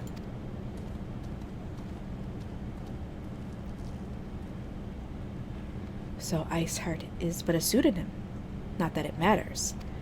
That she managed to escape is regrettable, but from your description of that beast, You did well to come as close as you did. In any case, now that you have cleared a path, the Temple Knights can begin to survey the tunnels in earnest. Mayhap they will even find a route past the ice wall. Wouldn't that do wonders for their fight against the heretics? The Crystal Braves would certainly share the credit for it too. Well be praised, Rizlin.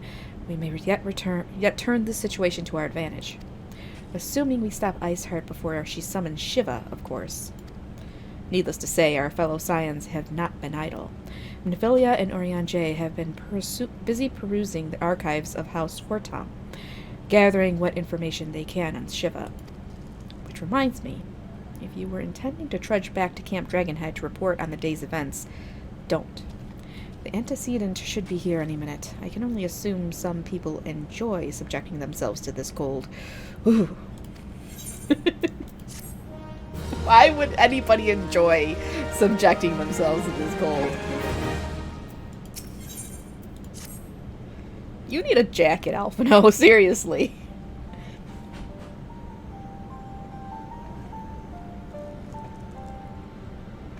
Oh, Nephilia's wearing a jacket. Antecedent, you come to us straight from the archives of House Fortom. I trust your time there proved fruitful. Would that it had. Urianger and I scoured countless texts, but what we found was of questionable veracity. Accounts of Shiva's life and deeds are sparse and contradictory, only agreeing upon one point. She lay down with the dragon, the gravest of all sins, according to the Ishgardian faith. Yet in the eyes of Iceheart's followers, this was a holy act, the blessed union of man and dragon. How such a thing could even be possible is quite another question. Suffice it to say, I very much doubt that we will find a useful answer in the archives of House Fortom. Much knowledge has been lost over the centuries, though in this case, one wonders if it is by circumstance or design. You said that Iceheart took a moment to plead her case prior to escaping. Did you not?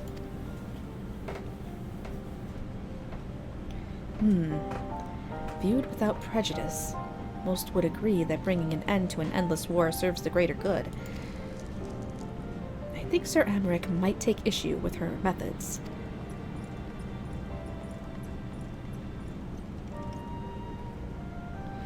I do not care if a few stragglers manage to escape. Until the sappers confirm that a tunnel is safe, the men are not to search it. Yes, Lord Commander.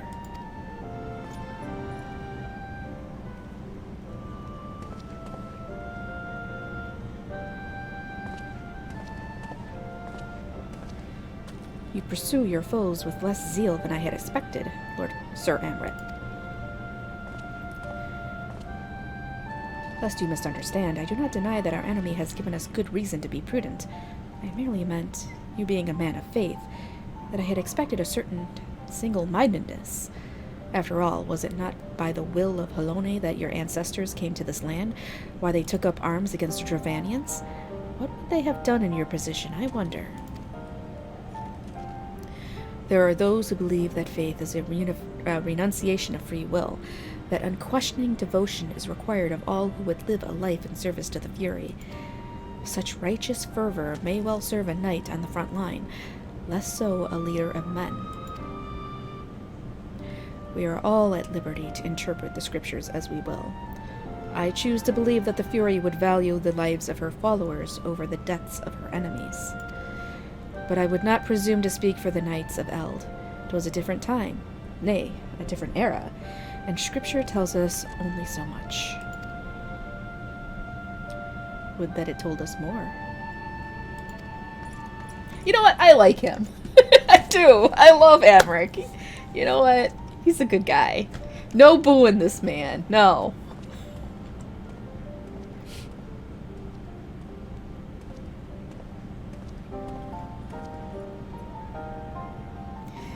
That man is awfully pragmatic for a servant of the Holy See. No, don't you do it, BB-10. Don't you do it. A welcome trait at the negotiating table, to be sure. Less so when one's enemies are making ready to harness the power of a god.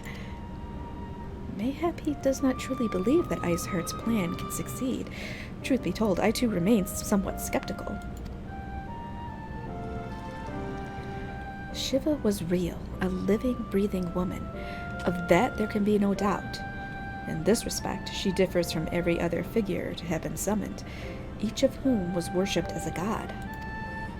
The sole exception being King Mughal Magh XII, the myth made manifest in response to the fervent supplications of the Mughals' guard. Saint Shiva may differ, but what of the heretics? They are a tribe of outcasts at war with a mighty nation who yearn for the resurrection of the one who embodies their belief. If that is not placing one's faith in a higher power, then what is it? Crystals and conviction, Moenbryda. They have them both in abundance.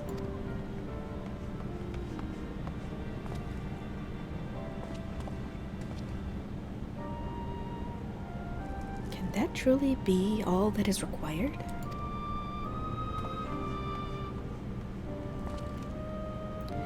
My survey team has concluded a preliminary analysis of the aetheryte ice heart used to escape. They believe that she teleported to another aetheryte, somewhere not far to the west. Despite the apparent proximity of the second aetheryte, however, they have been wholly unable to detect its presence directly.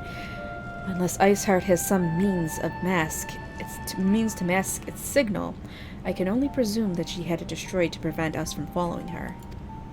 Without the means to teleport as she did, we have no choice but to search for an alternate route, most likely a tunnel, assuming one exists. Let us not give up on teleportation just yet. One of our colleagues in Charlian may be able to assist us. I pray that you are right. I dare not think how long it will take us to survey the entire tunnel system. Oh boy. Oh boy. While Moenbryda looks into our aetheryte problem, I would like to request your assistance with another matter. The 3rd unit is currently tracking the remnants of the heretic force which attacked us. However, the search goes poorly despite our numbers. Kurthus is vast, and Iceheart's followers know the terrain far better than we. Your knowledge of this region may serve to hasten the process. The sooner we capture Iceheart's followers, the sooner we can press them for their leader's whereabouts. Though it is admittedly a selfish request, I feel that my braves would benefit immensely from working alongside you. While we have our share of veterans, we also have more than a few less experienced recruits, many of whom look up to you, in case you are not aware.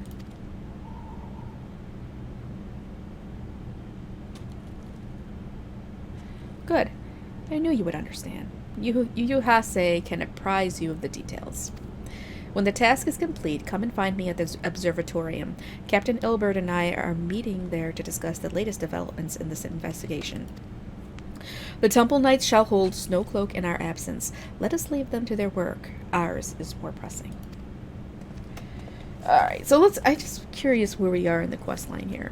I'm gonna check real quick. MSQ list. There we go. Alright. So we are 2.4 dreams that we're on for the greater good. Alright, so we're about halfway. About halfway. Okay. That's fine. So we should, if we continue at this, it's not cheating. If we continue at this rate, we should get through 2.4 today. So, and that is my goal, to get through 2.4. There you are, Rizlan. Commander Leveilleur instructed me to await for you. Your assistance is most welcome, believe me. Most of the 3rd hail from Ul'dah, and for a man accustomed to the feel of sand beneath his boots, the crunch of snow can be rather disconcerting. But to the matter at hand, nary a moment ago I received word that the heretics we seek have been spotted making for Danavin Pass. My braves are already in pursuit, and I should be grateful if you would join them. I myself shall be taking part in the hunt. Never let it be said that I do not earn my coin. This dude is always talking about coin. I don't know if I like that. I don't know. I feel like this dude is way too concerned with money.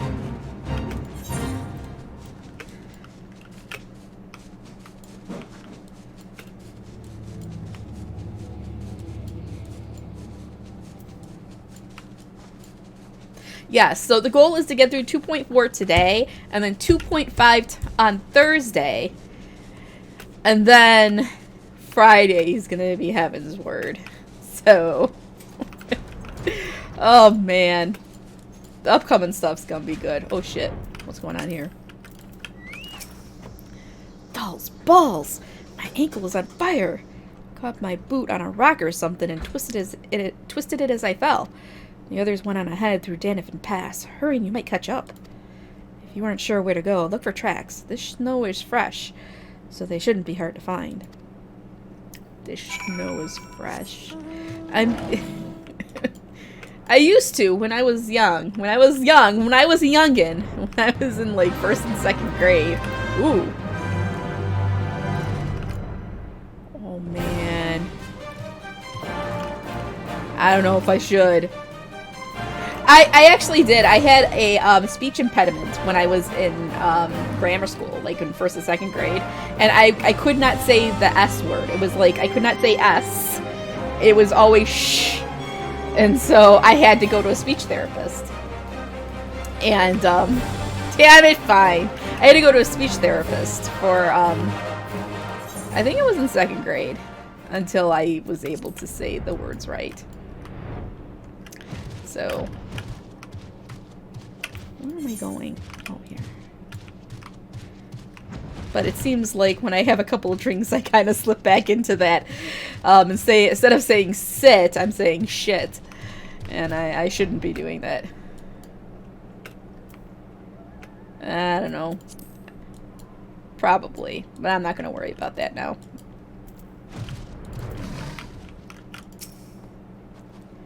Fresh Prince. The tracks lead southeast.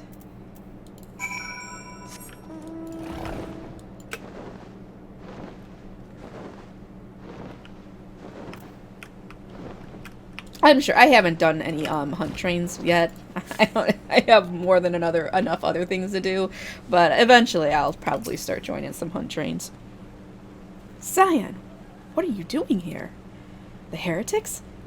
I'm not sure. There was a great scaled beast and Yuyuhase. I think he went east on his own. The heretics split up, so we did too.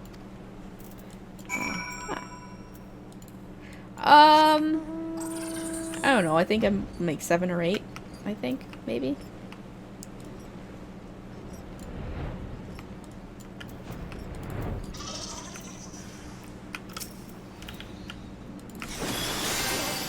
Yeah, about that. I don't get paid enough for this.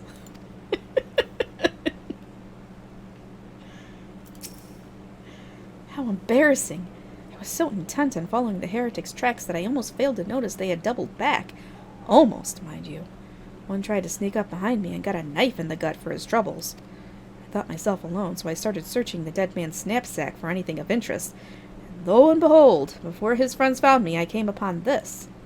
Wait, he was searching for his belongings? Was he searching for coin? Withdraw in groups of 3 or less to the observatorium. Give the signal and wait. The merchant will be waiting. Be late and be left for dead. Speaks for itself, does it not? I can't possibly mean to rendezvous inside the place, so we should restrict our search to the surrounding areas. Let me rephrase that. You should restrict your search to the wilderness around the observatorium. I will need more than a moment's rest to recover from these wounds.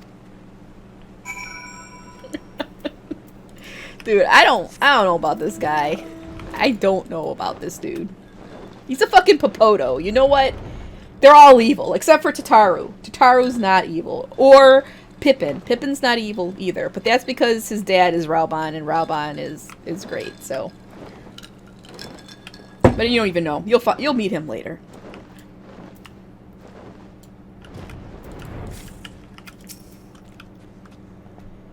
Okay. Through with listening to your excuses. We leave now. How? The woods are crawling with those bluecoats and the knights are searching every wagon that passes through the gates.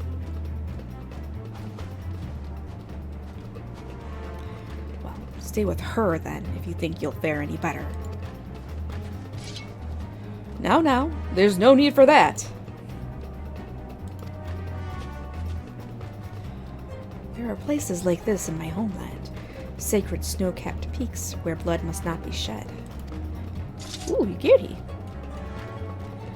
Yet your lands ever thirst for the blood of the fallen, and by your deeds it has drunk deep. No, I have done no wrong. None but meet in secret with heretics. Deny it all you will. We shall have the truth from you yet.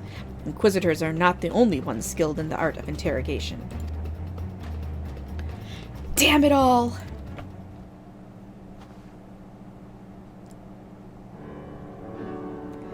Fancy meeting you here, Rislin. I presume your work with the Third brought you hither. What a tangled web. Lest you wonder, we came not for the heretics, but for the merchant who has been conspiring with them. He came to our attention during the course of our investigation into the Ivy. Beggar's belief, I know, but it seems our favorite Garlean spy may have been providing assistance to Iceheart. Were it not for the efforts of Lady Yugiri and her shinobi, we might never have discovered this connection. Mr. Alphino is too kind. I fear my people and I have done little to aid your search for the spy. We long to strike back against the Empire and weaken their influence in this land, to prevent the tragedy which befell Doma from reoccurring. The days ahead and the work they promise will require a very particular set of skills which I am fortunate enough to possess. If you will allow it, I would accompany you until the investigation is complete. That is a most generous offer, Lady Yugiri, and one which I gladly accept. Thank you. Though I may disappear for a time, know that I shall never be far and shall always be watching. Comforting thought. Come, Rislin, let us wait inside for Captain Ilbert to return and deliver his report. What do you mean, told you? Yugiri is great, okay? And she's like, she's our bud. She's family now. Yugiri is family now, so. Yes, we do need her for defeating the Garlics. I'm not gonna lie, we do. Because she's got a bone to pick with them. Captain Ilbert seemed confident that the merchant's resolve would swiftly crumble when pressed. If so, we should have new information ere long. As to whether it will bring us any closer to learning the Ivy's identity, I would rather not say. Given our adversary's cunning, I shall consider us fortunate if we are spared another wild dodo chase. The gods know we have more than enough to occupy our time as it is.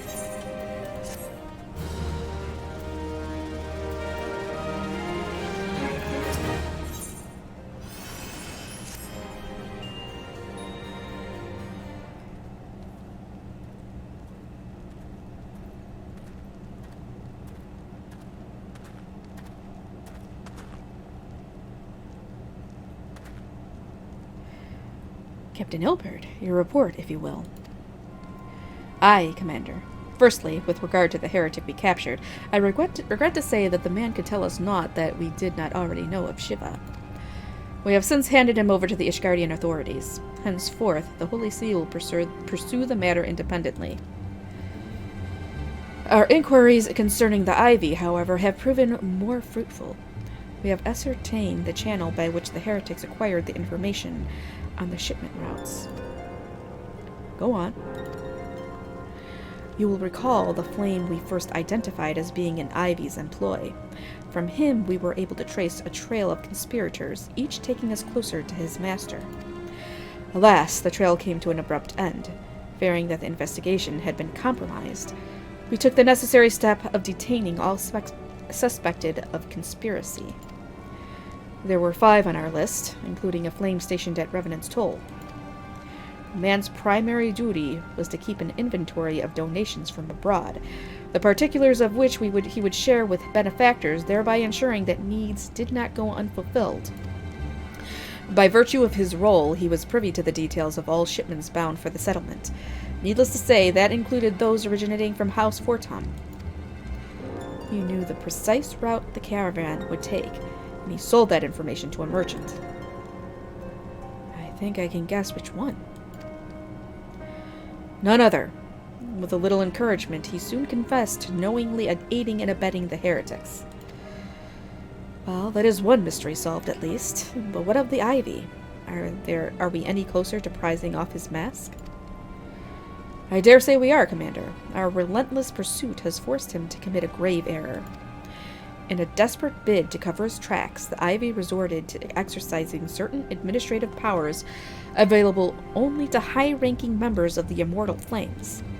If you consider, then, that our investigation is known to barely a handful of them, the field of suspects is greatly narrowed. You mean to say that the agent is among Raubon's most innermost circle? Someone who has been with him since the Immortal Flames establishment?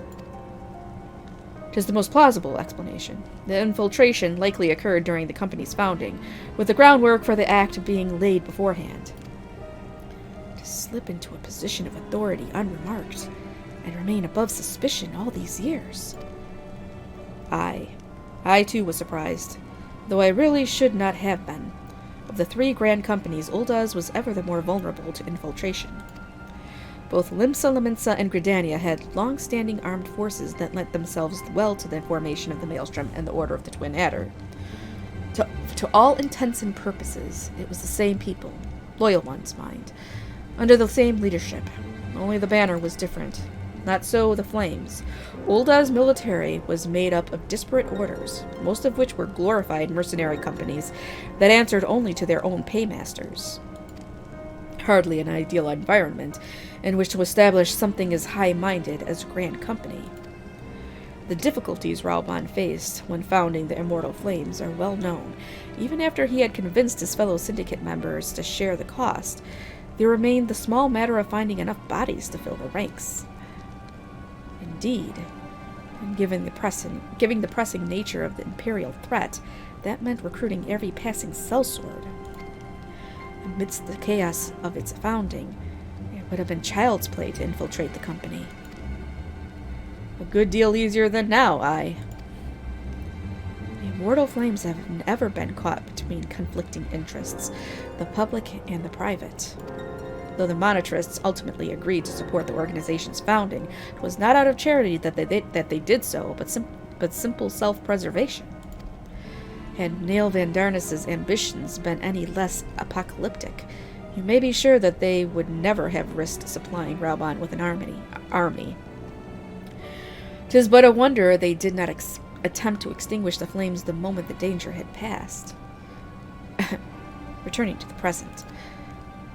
Even as we speak, our Doman allies are shadowing several high-ranking flames, any of whom could be the Ivy. Desiring to deal a blow against the Empire, the refugees were eager to lend us their aid. I expect to hear from them ere long. Very good. Pray continue your investigation with the first. Meanwhile, have the second attend to the unrest. The third can join the fourth in inspecting crystal shipments. If they notice anything unusual, I want to know about it. If Shiva is summoned in like manner to the other primals, the heretics will be looking for further supplies. Understood, Commander. I shall send word to Sir Amric, informing him of our success in identifying the heretics' abettors. Hopefully the information will be of some use to the Ishgardians. It is time, Commander. Yes, I am aware. An emergency council of the Alliance leadership has been called. There have been developments in Garlemald, it would seem. As commander of the Crystal Braves, my presence has been requested. I would have you accompany me, Rizlan. As the realm's stoutest champion, 'tis only meet that you be present for the discussion. Oh, and the antecedent has already given her consent, lest you worry. That's fine. I want to know what the fuck's going on. I want to know what's going on with the Garlemald. I gotta figure out what's going on with these Garleans. Like me, you are doubtless eager to conclude our business with Iceheart, but until another path to her sanctum is found, she will remain beyond our reach. Menphilia and the Archons are sparing no effort to secure an alternate route. Until such time as they succeed, I suggest we give some thought to the realm's other problems. I shall go on ahead to Gridania in readiness for the coming council. Meet me at Novika's altar, and we shall make our way to the Lotus Stand there together. Alright. So I guess we're putting this to the side for right now.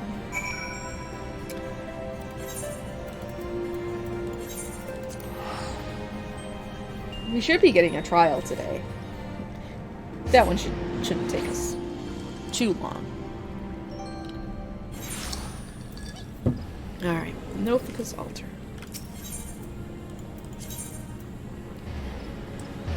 Oh, there we go. I know, Boo Boo. You're so cute. Chewie's just the sweetest. He's gonna be the sweetest until he's got to go to the doctor for a checkup, and then he hates it. He turns into a little devil. Right, thanks for coming, Rislin. When you are ready, speak with the conjurer yonder. She will show us to the lotus stand. He does. He does not like the doctor at all. And she feels so bad. Like, she's like, she comes in with him just like, I know he has to be a sweet kitty, but he hates me. He hates me. Oh, Chewie. You don't like the doctor. The Alliance leaders await you at the lotus stand. Will you be joining them now?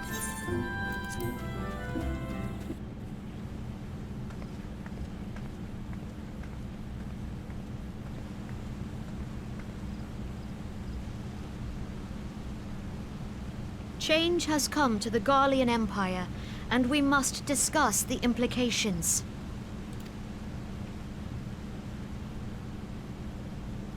The rumors are true, then? The War of Succession is ended? It is. A new emperor reigns in Garlemald. Uh-oh. Who?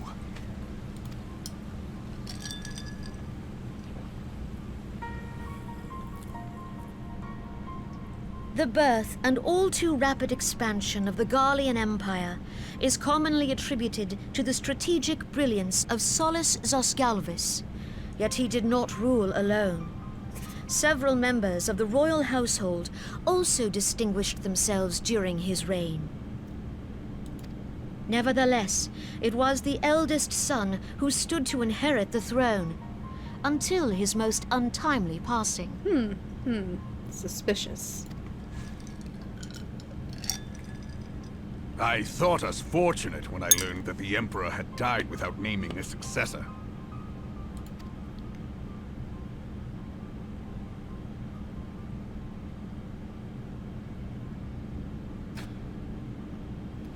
Dude, really? That's your son.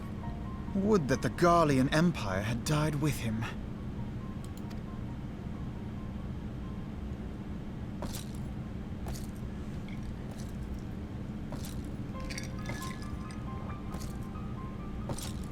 Maybe. 'Twas the grandson and his uncle who had the strongest claims, was it not?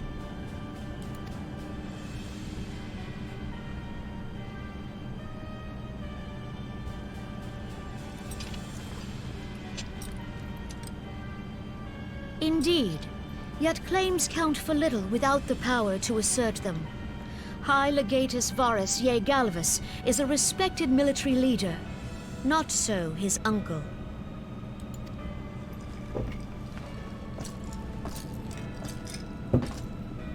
So young Varus has torn the crown from his uncle's grasp and taken his place at the head of the Empire.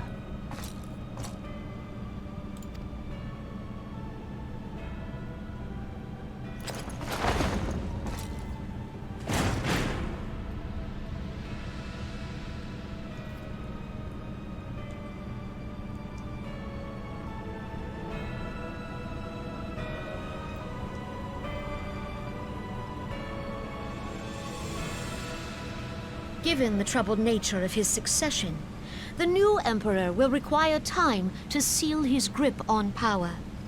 Yet have no doubt but that he shall, for there are none left with strength enough to oppose him. Since the success of Operation Archon, the remnants of the 14th Legion and the forces occupying Alamigo have done naught but fortify their positions. But you can be sure they'll be ready to march on us again, if their Emperor gives the word. When, not if. They say this Varus was so set upon Eorzean annexation that he spoke out against the Meteor Project. Plainly, the new emperor's intentions are of great concern to us all.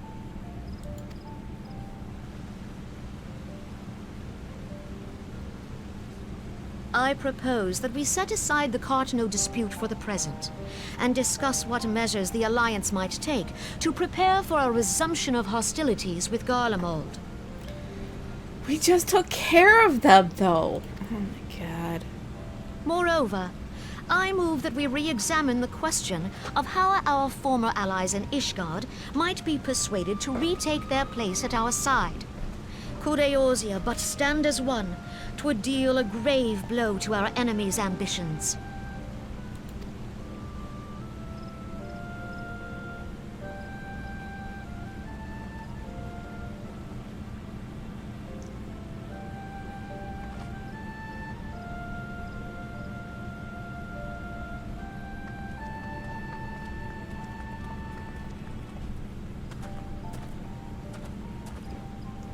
Well, I suppose we should be grateful that they have finally acknowledged the inevitability of Imperial attack.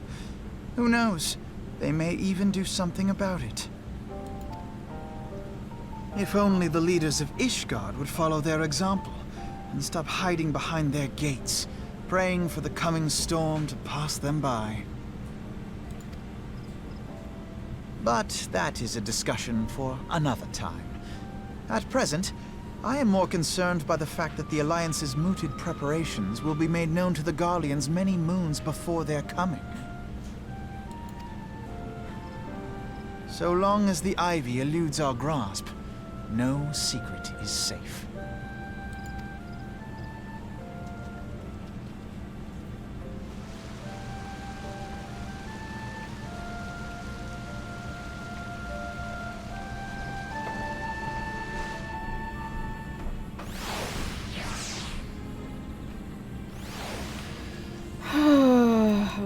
Oi. I will not have escaped you. It will not have... Chewie, get out of the way. Get out of the way. It will not have escaped your notice that the nations of Eorzea are no nearer to being of one purpose, despite their protestations to the contrary. Plainly, the threat of a resurgent Garlemald is not enough to stir them. And the reason for this? Deep-rooted mistrust amongst the citizenry. The nation's leaders can come to all the understandings they like, but their unity means little and less to the common folk. Take the Laminsons, for instance. Though Admiral Merlwyb outlawed piracy over a decade ago, foreigners still picture the nation as a haven for grog-swilling, wooden-legged cutthroats. And likewise, the Gridanians are mocked as hermits who talk to trees, and the Uldens scorned as swindlers who worship coin. Isn't that what they are, though? Not that such sentiments are entirely without grounds, of course. Take that pillar of Ulden society, Teleji Adeleji, for example. But that is beside the point. The fact is that people are wary of outsiders whether they have cause to be or not. On that basis, one could argue that the conflict at Cartano is a necessary evil. Each nation has its own warmongering faction that advocates the acquisition of Omega. In order to placate them, we present them something resembling warfare, and thereby curb their appetite for full-scale conflict. But enough idle musing. Let us speak of a more pressing matter. The Ivy. Since we spoke at the Observatorium, Captain Ilberd has further shortened his list of suspects. And by happy coincidence, the one he deems the most likely candidate is lately come to Gridania. The hunt nears its end, Rislin. All that remains is to corner our quarry. Seek out Ilberd near Adder's Nest. He will give you the particulars. Should there be any developments in Kurthus, you may be sure that I will send word without delay. In the meantime, I wish you success in apprehending the Ivy. Alright.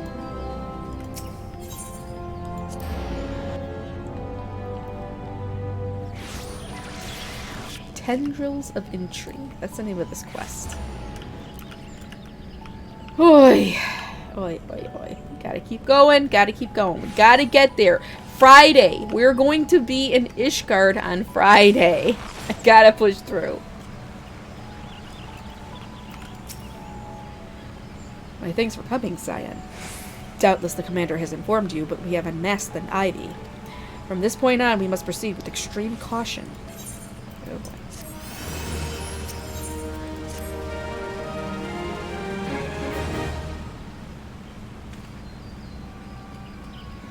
Listen well. The spy we have been seeking all this time is none other than Flame Marshal Eileen Royal, Braubon's second in command. What?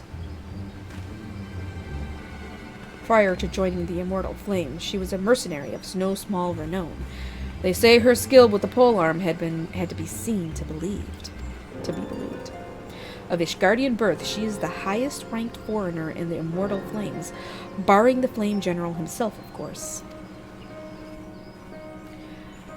When he formed the Grand Company, Braubon chose people based on their worth. Whence they hailed was of no interest. The Monetrists saw things differently, however. Having funded the enterprise, they reserved the right to reject candidates nominated for high-ranking positions. It was no secret that they did not favor foreigners, Ishgardians especially, after the way the Holy See forsook the alliance.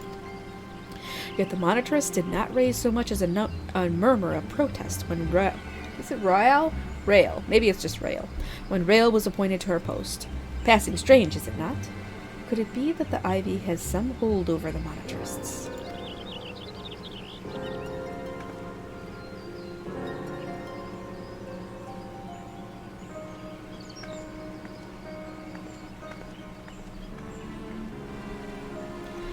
But these revelations are secondary to our current mission. Of foremost interest to us is Rael's presence here now. As you may be aware, it is the duty of the Flame Marshal to command the Immortal Flames in the absence of the Flame General. While Braubon attended the Council of Alliance leaders, she should have remained in the Hall of Flames. The woman has no business being in Gridania, yet here she is, nonetheless, on some pretense. She is up to something, mark my words. Even as we speak, I have a dozen men trawling the Flame's records for evidence of Rael's guilt. If we can catch her red-handed, we shall have all the proof we need. Which brings me to the plan. I have people watching the city gates, the airship landing, and the docks, every point of egress. She cannot leave without our knowledge. All that remains is to shadow her until she betrays her true purpose. Can I rely upon your eyes, Scion? Nod. Of course not. You have my thanks. Let us go then and take care not to alert our quarry. Alright.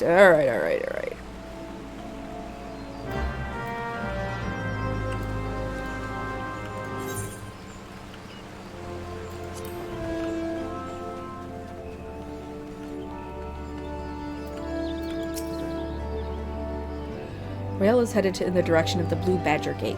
With me, Scion.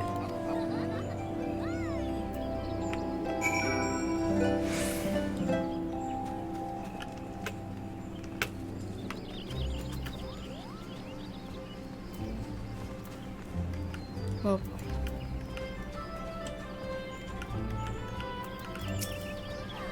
So, Rael has entered the Carline Canopy. Meeting someone, perchance? Or could it be she means to board an airship? Pray look for her within. If she is not on the upper floor, try the landing area below. One of mine is stationed there, and she may have seen something.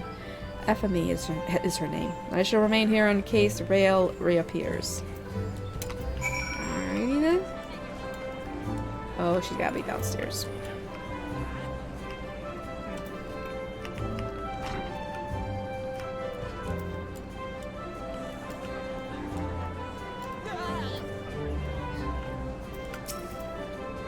Listen, Hallis, such an unexpected pleasure. What brings you here? A social visit, you say? How pleasant. No, she didn't come this way. I've noted every passenger and none bore her resemblance, or any resemblance. Well, don't let me keep you. Okay.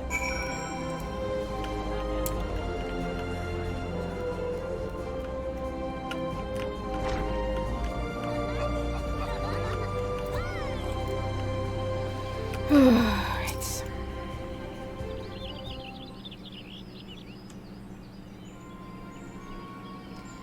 Nowhere to be seen, you say? And you are sure she did not board an airship? She did not come back out either. Where in the seven hells could she have gone? The roost! How could I forget?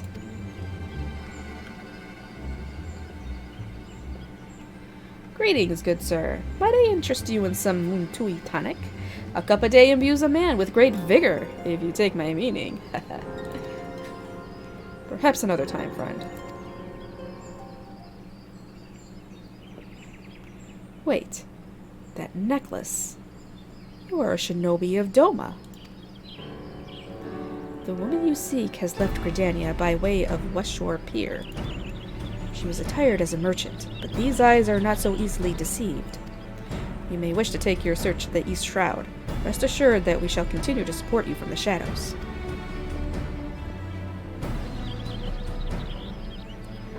Thank the 12 for the Domans. Were it not for their unique talents, Rail would have disappeared without a trace. Muntui tonic. Instills you with vigor. So where are they selling that? Okay. Roya? Is that how you say it? Roya? I don't know. I'm just gonna call her Rail. I'm not even gonna try and pronounce that. Our hunt leads us to the East Shroud, Cyan. I suggest we follow Rael's example and take the ferry from West Shore Pier. You'll doubtless wish to make certain preparations. See to them while I go on ahead. I shall wait for you at Sweet Bloom Pier. I don't know. I'm just gonna call it Rail. This is...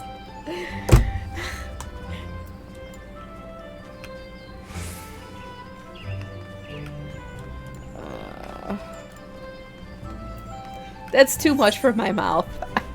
You're lucky I'm getting Harshafant and Alphino and Amric and Fortom and saying those right. You're lucky I'm getting those out of my mouth right. Okay. We gotta go to Sweet Loop here.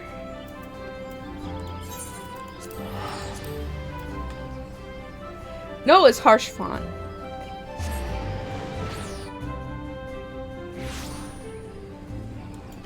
Well, they say Harshafant in the game, so that's what I'm going with.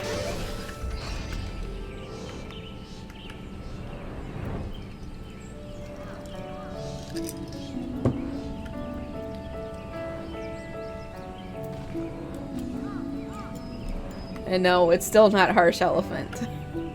It's not.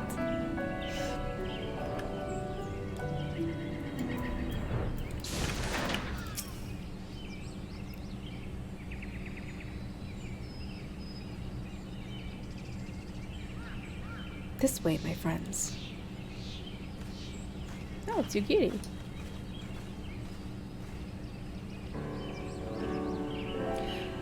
Your quarry makes for the Hawthorn Hut.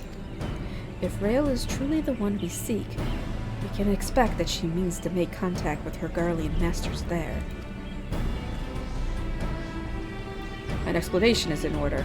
You are no doubt aware that the Garleans have their own method of communicating over great distances. Well, our ingenious friends at Garland Ironworks have provided us with devices which disrupt these communications. We have installed them around the city-states. In so doing, we have made it difficult for Imperial agents to correspond with their masters. Rael would thus have no choice but to rendezvous with her Imperial contact directly. Yet, as a well-known face in the Immortal Flame, she cannot move about Thanland without being recognized. It would only be a matter of time before someone saw through her disguise. 'Tis for this reason, I believe, that she has chosen the Black Shroud for her clandestine meeting. This place is home to many of your kind, and the arrival of one more Elizin is not like to turn any heads. As my scout tells it, the Garleans have sent agents with the mind to destroy the devices and render such direct contact unnecessary. Fortunately, our shinobi have thus far been successful in rebuffing their efforts. This is it. We need only make for Hawthorn's hut and catch Rael in the act.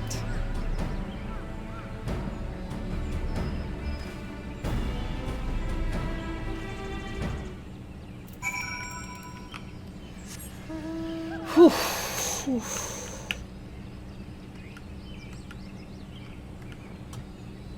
Definitely gotta catch her. I feel betrayed. Like, seriously. What the hell? I feel... Yeah, I'm tired, too. I'm just tired. My people report that our quarry has departed for the bramble patch. The ivy returns to the gnarls when she came, but perhaps it is all for the better. To convict someone of her standing, we will require damning evidence against her. What could be better than to catch her in the act when she meets with her Garlean masters? My countrymen and I shall lie in wait in the shadows. Tread warily, my friends.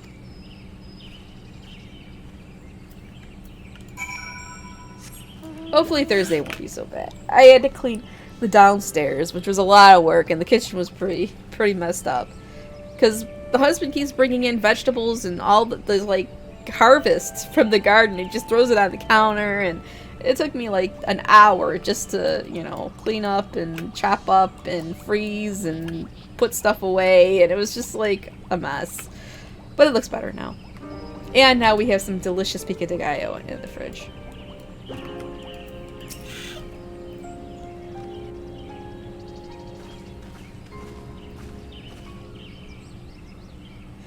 Just beyond, Rael is in conversation with an individual clad in the manner of an adventurer. An imperial intermediary, no doubt. This is it. With me.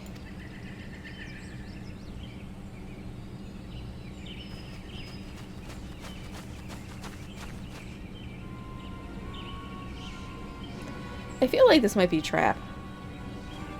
Or something. Flame Marshal Eileen Royale, you are under arrest for treason and espionage. You were followed, you bloody fool! He looks a little bit like Leonardo DiCaprio. A little bit. Damnation!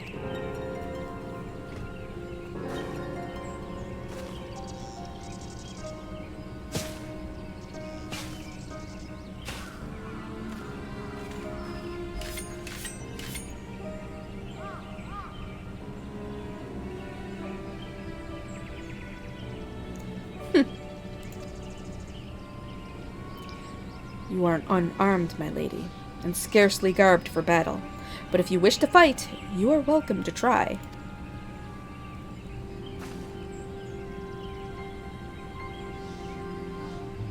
What is the meaning of this, Captain? Would you arrest me for strolling in the Twelveswood? When last I looked, that was no crime, and neither was conversing with passing strangers. You would feign ignorance, then. Very well. If you think of something to say, there will be plenty of time to say it later. Now, come quietly, or I shall make you wish you had.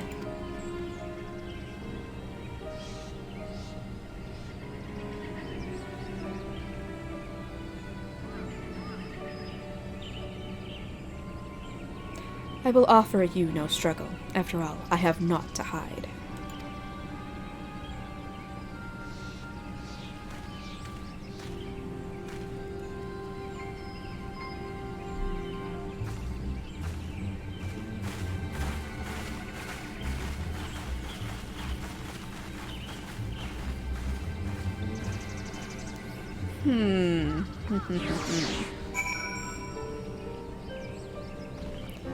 In flagrante delicto. That's the name of the quest.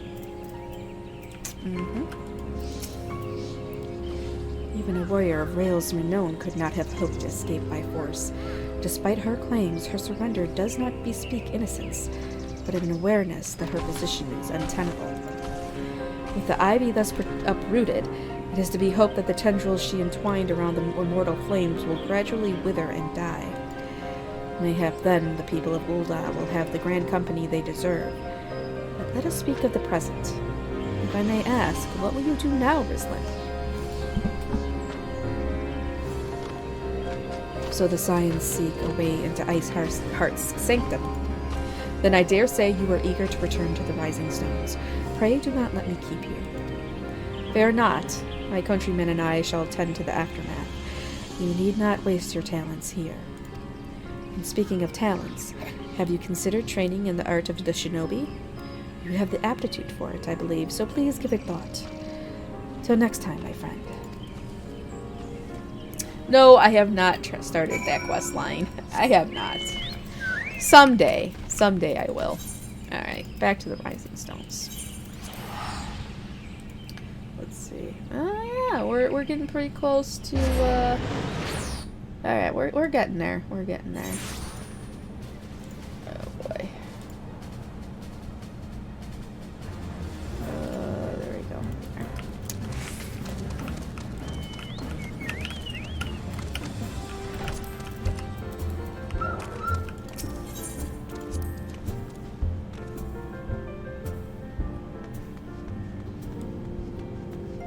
What's going on here? Yes, but Higiri, you're missing the point. The individual doesn't matter. It was a team effort. And I was the one who What? What is he trying to do now? Thancred's tales of Lady Yugiri almost beggar belief. My heart is fair fit to burst from admiration. God. A rousing tale of a comrade's valor. Truly, we are fortunate to count Lady Yugiri as a friend.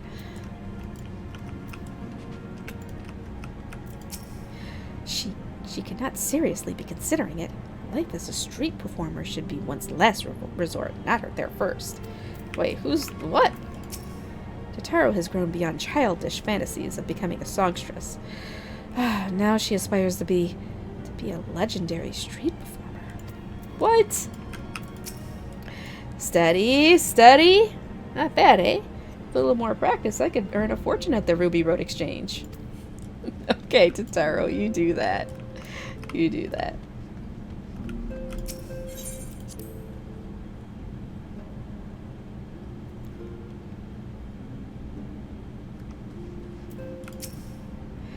Welcome back, Rislin. I understand that Alphino had a task for you. May I ask what it was? Charges of treason and espionage against Aline Rael. I can scarce believe it. Could there not have been some manner of misunderstanding? No, it avails us not to dwell on it. Whatever the truth may be, we must trust to the authorities to uncover it. Let us speak of another matter. I am pleased to report that we have made progress in our efforts to find a way into Iceheart's sanctum. Ooh, we have. And that means we might be murderizing her soon. As you may recall, Iceheart used the aetheryte in the depths of Snowcloak to teleport a short distance to the west, most likely to a sanctuary of some description. It is there that we suspect she means to summon Shiva, using the crystals she stole from the House Fortum caravan.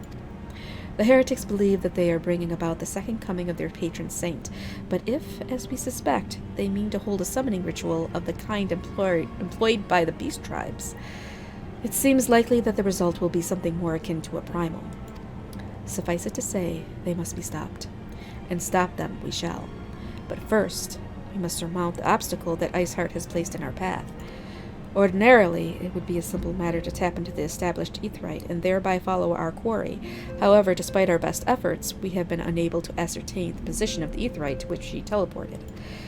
Our prevailing theory is that she destroyed the second aetheryte upon arrival, a reckless, desperate measure, but also an effective one. After discussing the matter at length with Orion J., we have concluded that we lack the expertise to develop a solution, which is why we have called upon the aid of one who does possess such an expertise, a colleague of ours who is currently en route to Revenant's Toll from Charlian. She should be arriving within the hour, in fact. Since you are here, mayhap we could welcome her together. I am certain she would appreciate the gesture. Let us make our way to the northern gates and await her coming. Her coming! Enunciate. It's because I'm tired. I know it's because I'm super tired today.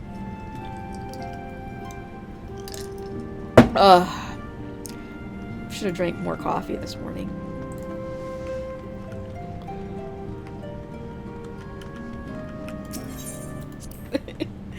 All I had to do all this cleaning. It had to be done. And actually, I had to do a lot of dusting because my allergies have been really, really bad because they're doing all that construction behind our house, our yard, and they're moving all types of soil and dirt around, and we've just been so much dirt and dust and stuff in the house because of it, and it's making my allergies super bad. So this is good. The cleaning is good. The dusting is good.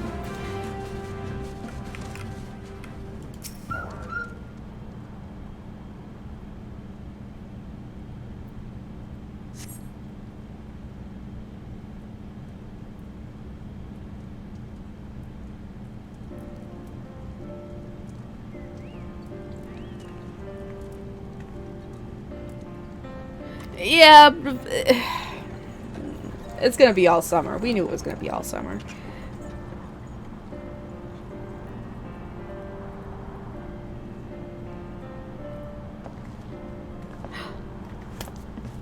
Yes, I love her. Okay, I love this character.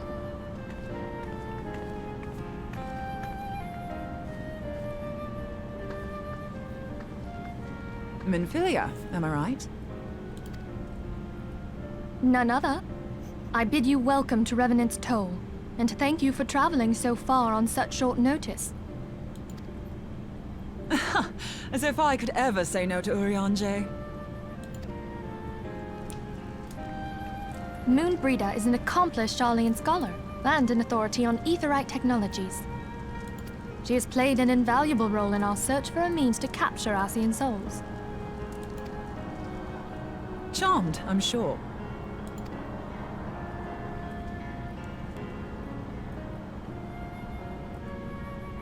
No, not Moenbryda. Moenbryda. Let us return to the Rising Stones at once, then. We have much to discuss. Moenbryda. It's Moenbryda.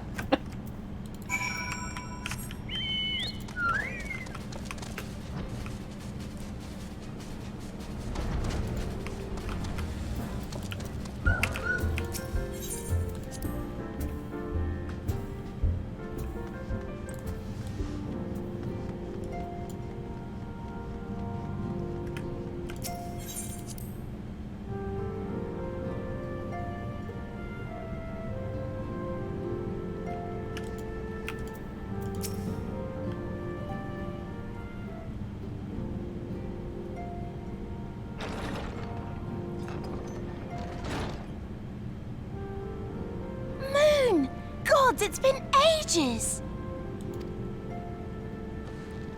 Oh, longer, sister.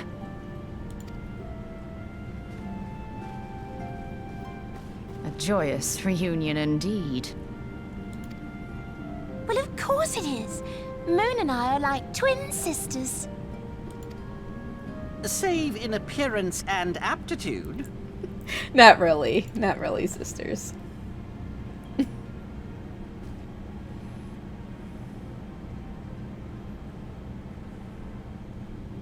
Everyone, if I could have your attention. We have with us an esteemed guest who has come from Sharlayan to assist us. I bid Moenbryda join us here that she might share with us her extensive knowledge of aetherites. Also, as many of you are already aware, she has been overseeing our research into white auracite, a sample of which she has been good enough to bring with her.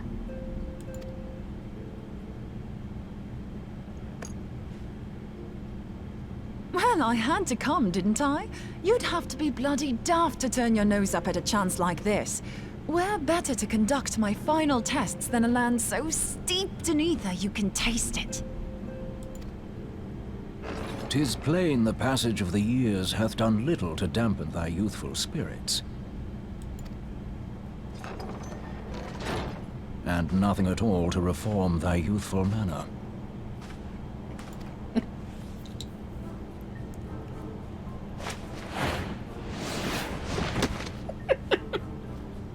Urianger, where in the hells have you been hiding? Unhand me. Oh my god. I come all this way, and that's what you have to say to me. I much preferred when you were pleading with me to drop everything and hurry to your side. What was it you said? None save thee can satisfy this need. What? Go on. Baker's like, yeah, I want to hear.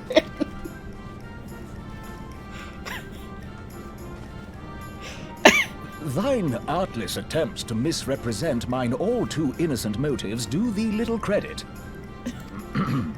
Mine intent, as well thou knowest, was but to impress upon thee the gravity of the circumstance. Lest thou doubt, a deiform entity shall shortly be summoned, save if thou and no other grantest my compeers thine aid. You still haven't found it, then? Your missing aetherite? We have not. No. We know that Iceheart teleported to an aetherite not far from the first. Yet even after careful analysis, we could not locate the second beacon. We now suspect that the heretics destroyed the second aetherite to impede our pursuit. Our allies continue to scour Snowcloak for Iceheart's sanctuary, but we have no guarantee that they will find it. Yet it must be found, for even now Iceheart prepares to call upon Saint Shiva. I'm sorry, but if the aetherite's been destroyed, then that's that. Although, you're absolutely sure she used the first aetherite, are you? She didn't just use teleportation magics? One of our own bore witness to her escape. I can say with absolute certainty that Iceheart used the aetherite.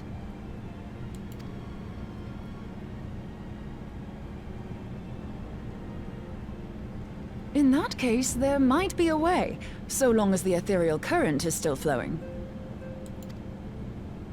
Truly? How? We use the current to recreate the beacon.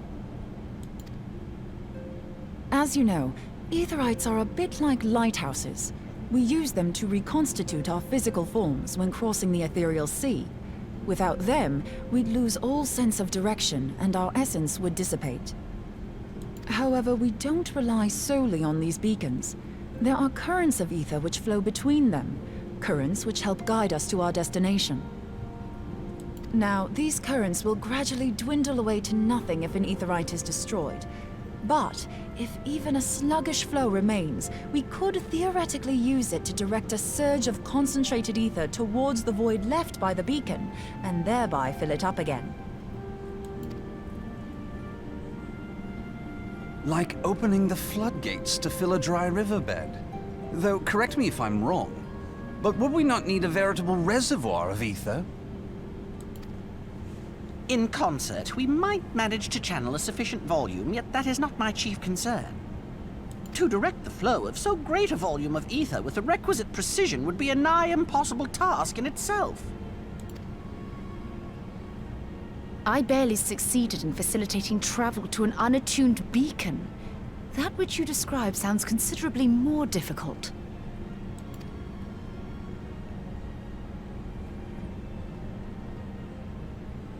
And dangerous. Every person who has attempted to teleport in this fashion has died in the process. They, however, did not have white aura sight at their disposal. I can use it to channel all the ether you can give me into the aetherite. However, white aura sight cannot retain ether for an extended period of time, so we would need to infuse it immediately beforehand. Just so you know, I'd confidently give this plan better than even odds of success. And if the worst comes to worst, your people won't suffer. Oh, that's great. Yeah, in case they die, they won't feel a thing. Though it risked the lives of our best and brightest, we have not the time to seek other options.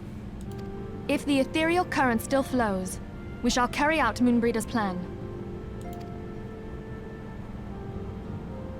That's the spirit. Let's roll the dice. She seems way too excited about this.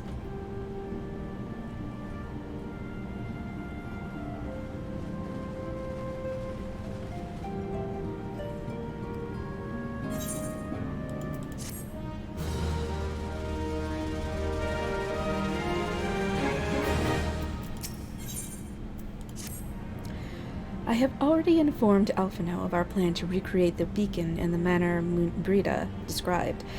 He agreed that despite the inherent danger, it represents our only hope of success. He also said that he wished to meet with you at Snowcloak before proceeding.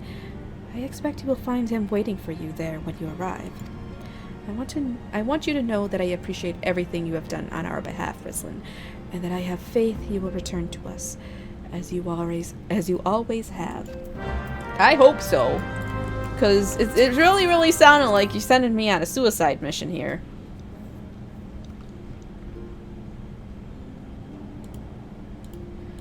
Alright.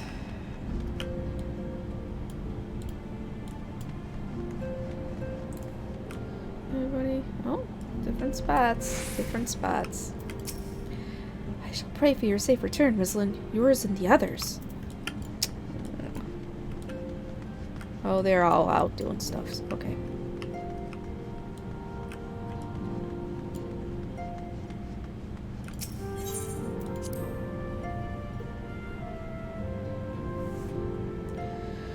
Wait, where am I going? Snowcloak. Oh, I gotta get back here at this. Ugh! Do you think I could find caffeine and just shoot it right into my veins? Just shoot it right in there. Big ol' freaking dose of caffeine. Oi, so tired. And I actually got some decent sleep last night, so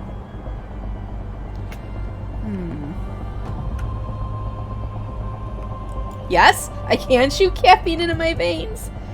Well, somebody's gotta hook me up.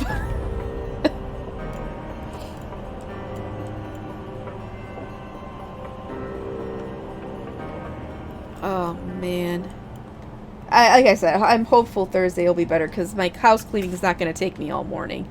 I just got to finish upstairs and mop the kitchen and I'm done.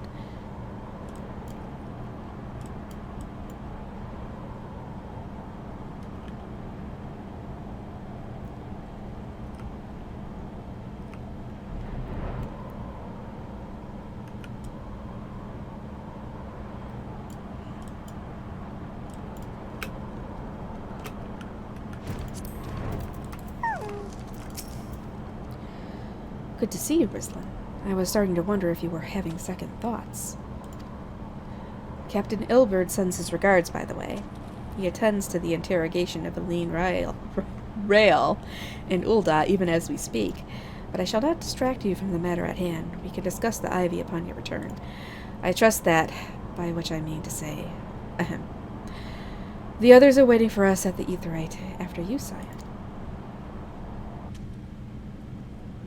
Starbucks IV bag, seriously. Oy.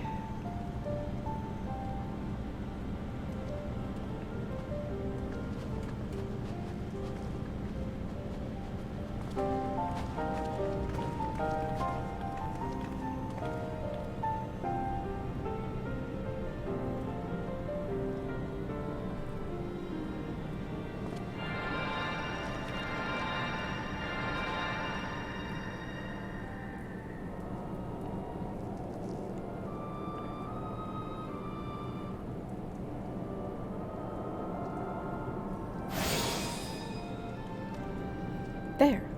It's ready.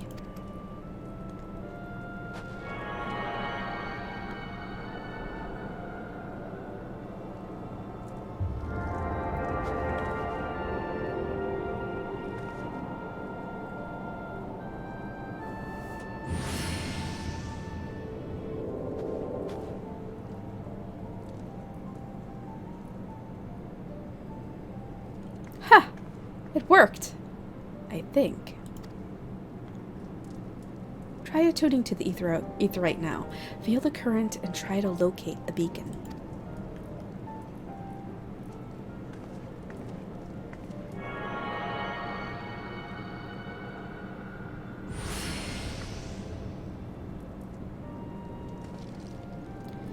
We have done all we can, Rislin. For now, let us withdraw. When your final preparations are complete, you must seek out the beacon we have created. If, by the grace of the 12, you arrive safely, you must stop Iceheart before she summons Shiva.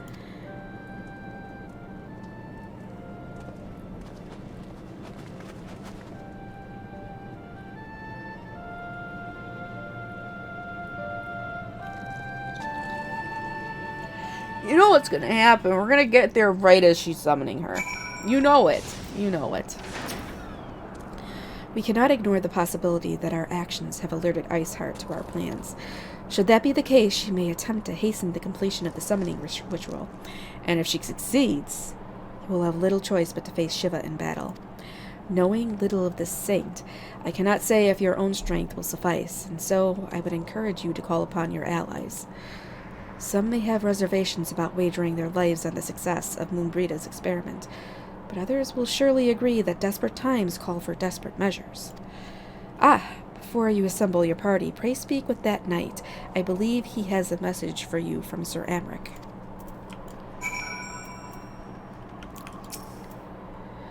Madam, Sir Amric regrets that he could not be here in person, and asks that I read to you this letter. Ahem.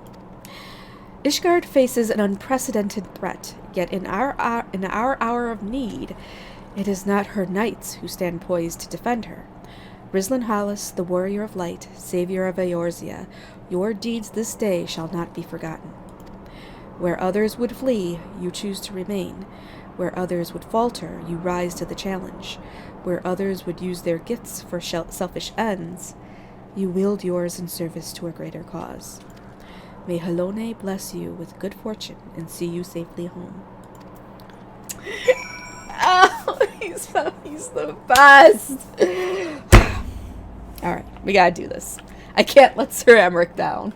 I can't. Alright, so I gotta, we're gonna do this on hard. Alright. Trials.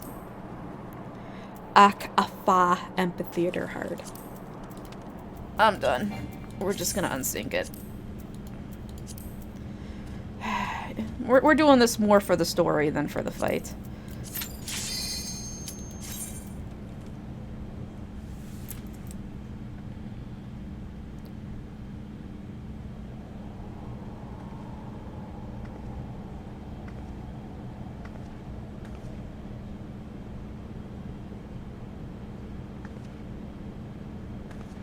You should never have come here, warrior of light. I labor only to forge a lasting peace.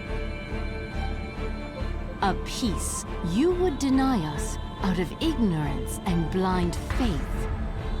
No matter. If it is our fate to be at odds, then it is mine to strike you down. We whom gods and men have forsaken shall be the instruments of our own deliverance. Partake of my flesh. Fill this vessel with your light. Walk amongst your brothers and sisters once more. Oh, Saint Shiva, still the hatred within our hearts and bless us with eternal grace.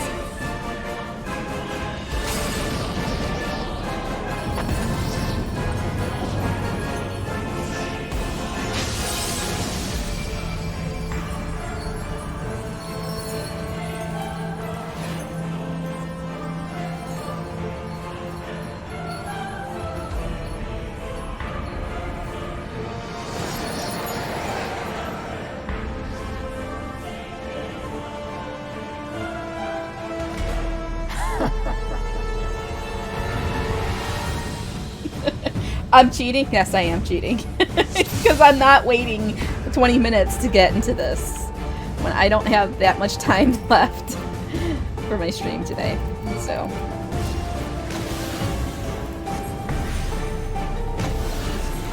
Even if we did get in, this is a pretty, well, hard mode's pretty easy, I think.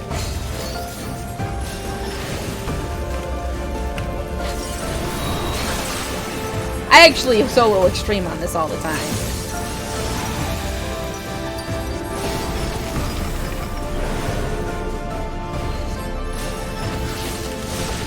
Uh-oh. Hurry up.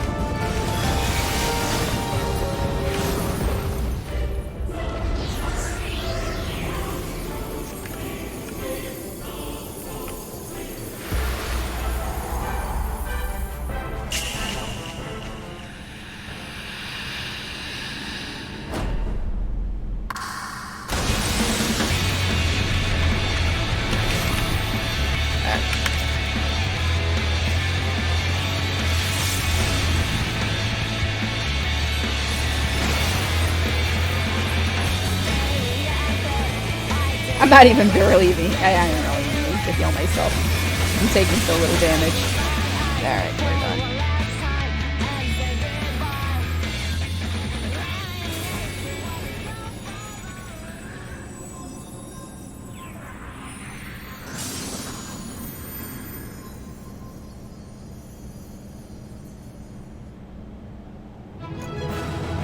I know, I'm sorry.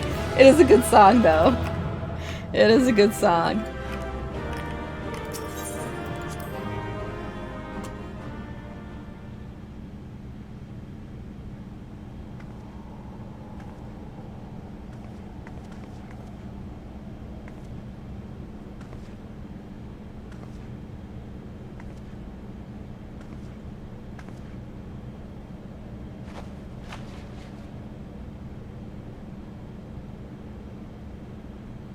Fool. Blind, bloody fool.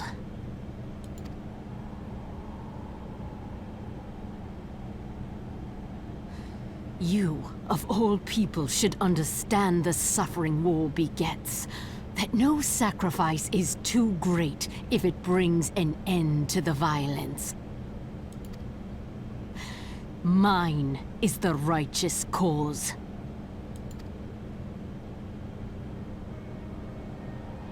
You fight in a war you do not understand. A pawn of liars and schemers. And they are no less ignorant than you, following the creed of their fathers without question, never thinking to ask why.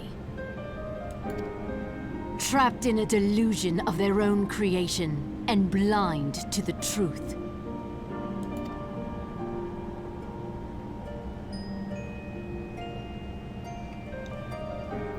Warrior of Light, redemption is not beyond us. We who walk before may lead those who walk after. Seek the Keeper of the Lake. See with eyes unclouded. I don't know what she's talking about. Do not squander Mother's gift. Wait, Heidelin?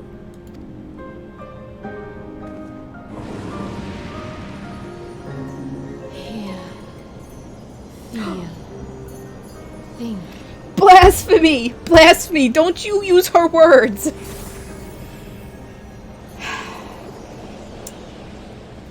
I'm telling yous.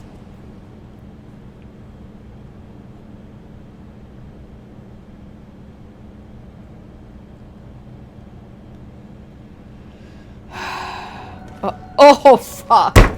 I forgot about these fuckers. And so the vessel withdraws, a predictable outcome.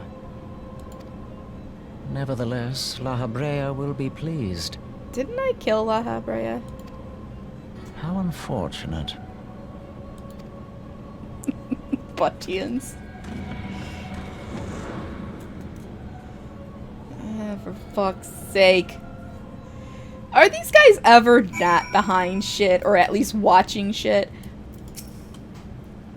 By the 12, you're alive. I mean, of course you're alive. Why wouldn't you be? Iceheart did what? And you're certain about that, are you? Travanians are skilled with glamours after all. Look, if you say that's what you saw, I believe you. It's just that I've never heard of a primal being summoned like that before. Are you sure you're not injured?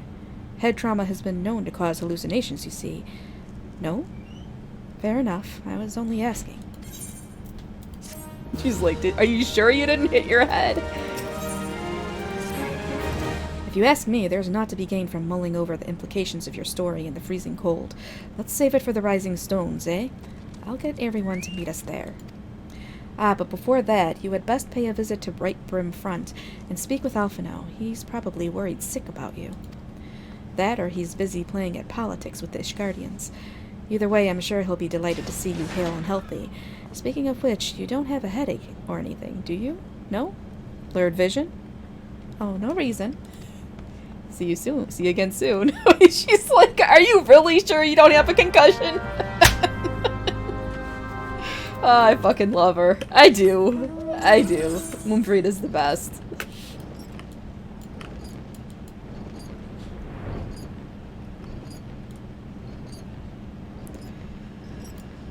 Okay, time to go talk to Alpha now. Ugh. No, stop with the names. It's not Moenbryda. I mean, you know, maybe she and Ariane J are trying. I don't know, but you know what? That's between them. That's between them.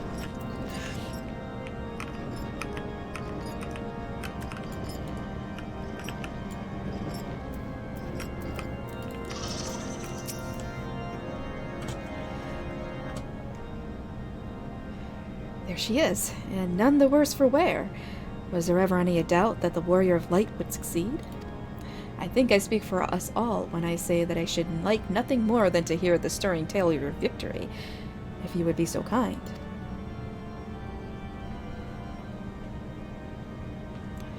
Then we were too late to prevent the summoning.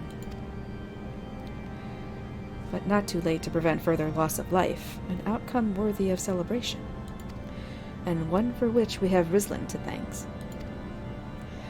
Yes, you are right, of course, Sir Amric. We should be content with that, with what we have accomplished. I, for one, could not have wished for a better outcome. Shiva is no longer a threat, and the heretics have been routed.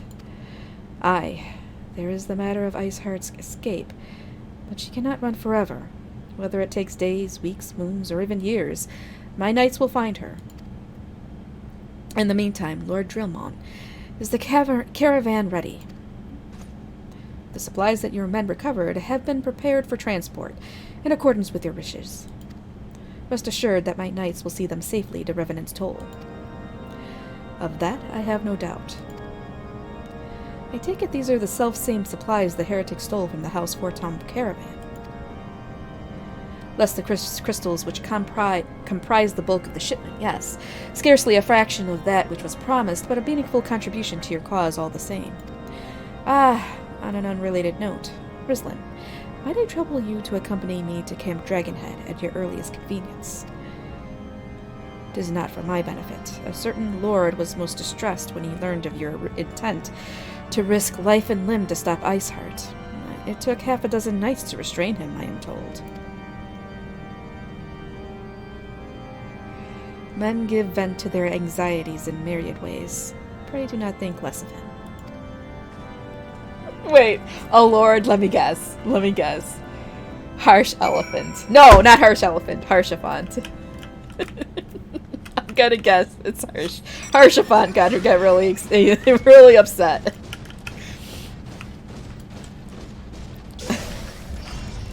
Alright. I know, I'm sorry. I know. I know it's Harshaphant. I know. Okay, well, let's go put his mind at ease. And I would never think less of him. Never.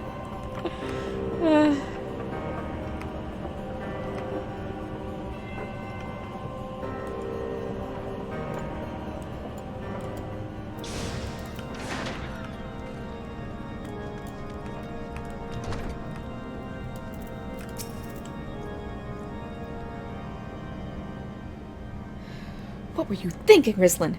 Wagering your very being on a dubious theory which might allow you to enter Iceheart's lair, knowing full well that she could have sufficient forewarning to complete her ritual to summon Shiva anyway. And then, engaging the abomination in mortal combat? By the fury, Rislin! 'Tis the stuff of ballads! Battle for the ages! Would that I had been there to fight by your side. Yet here I was forced to wait, condemned to wonder at the fate of a dear friend for a veritable eternity. I would not wish such torture on my most hated enemy. But here you are now, and that is what truly matters. Let us move on.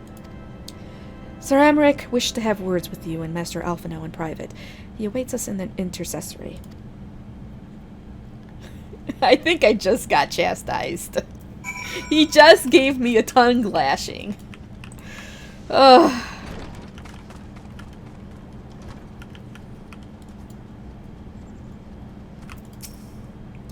Greetings, madam. I shall show you in at once.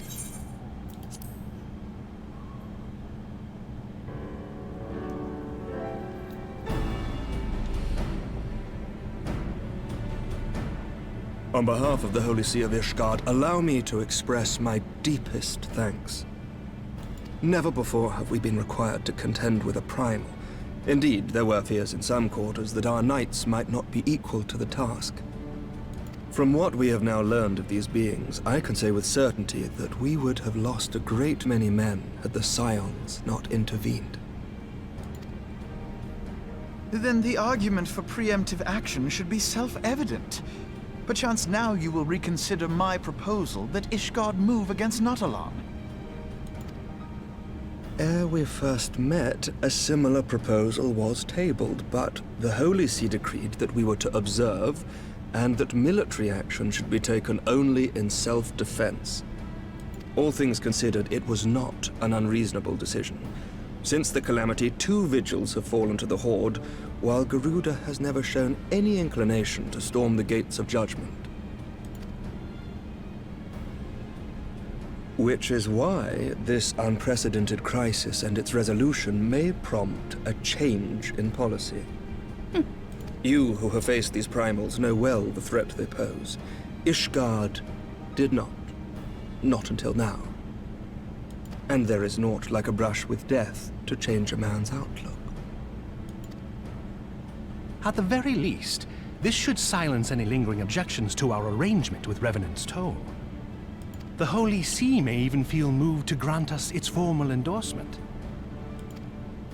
So far as it is possible, the Scions shall be compensated for their service. I should hope. We should be grateful for any aid you can provide. As a gesture of good faith, I shall withdraw my previous request. Your people are doubtless needed elsewhere. That will not be necessary. We, too, have a vested interest in watching Dravania's movements. I see. Once more, I must thank you. Sir Emmerich, if I may, do you truly believe that Midgard-Zoma could return? The heavens are a window unto truth, but those who interpret their movements are not infallible. I requested your involvement as a precautionary measure.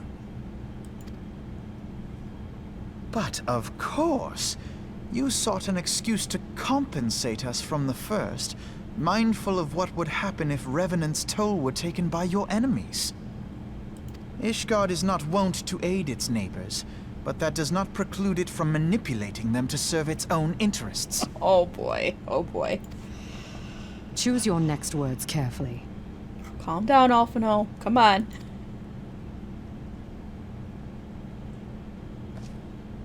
Do you know what sort of man becomes Lord Commander of the Temple Knights? One who comes from good stock. I did not. Yet here I am now. Why do you suppose that is? Because I swiftly learned to tell the difference between words, deeds, and beliefs. You are correct, Master Leveilleur. Ishgard desires to see Revenant's Toll flourish, as it would present a troublesome obstacle to our enemies from the south. We are so glad to be of use to you.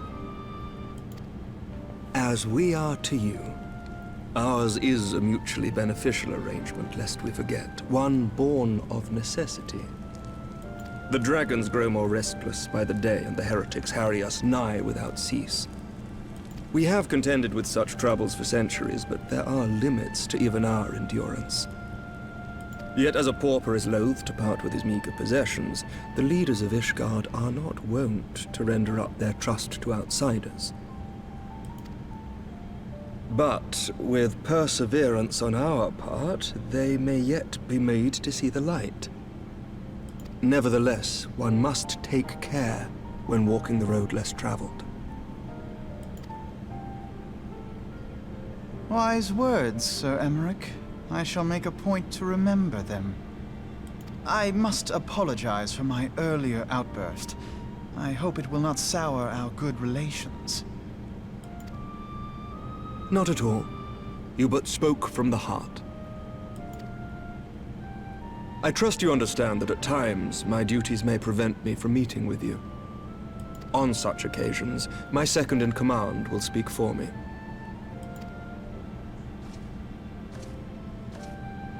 Lucia, at your service. Pray excuse our reticence. We are but wary of speaking too freely, lest our sentiments be made known to our enemies.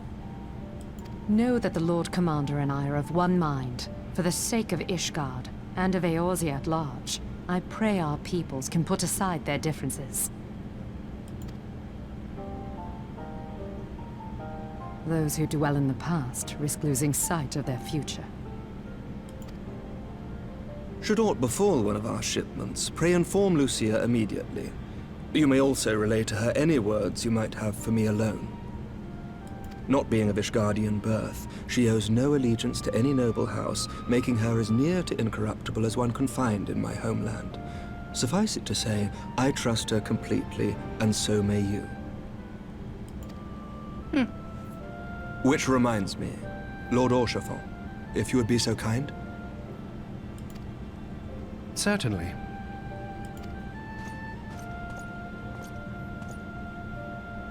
In times such as these, trust is ever in short supply. Mayhap this will go some way to rectify the problem. The results of our investigation into the heretics' recent attacks, as well as our interrogation of the merchant you detained. Sir Emmerich, I cannot thank you enough. Think nothing of it. Ishgard may be many things, but it is no friend to Garlemald. Did I not tell you to have faith, my friend? What? Okay! He said Archifon. I don't know. Archifon. He did say the H, but you know what? I don't even care. I don't even care. It's not horse font? They call them horse font? Is that what it is?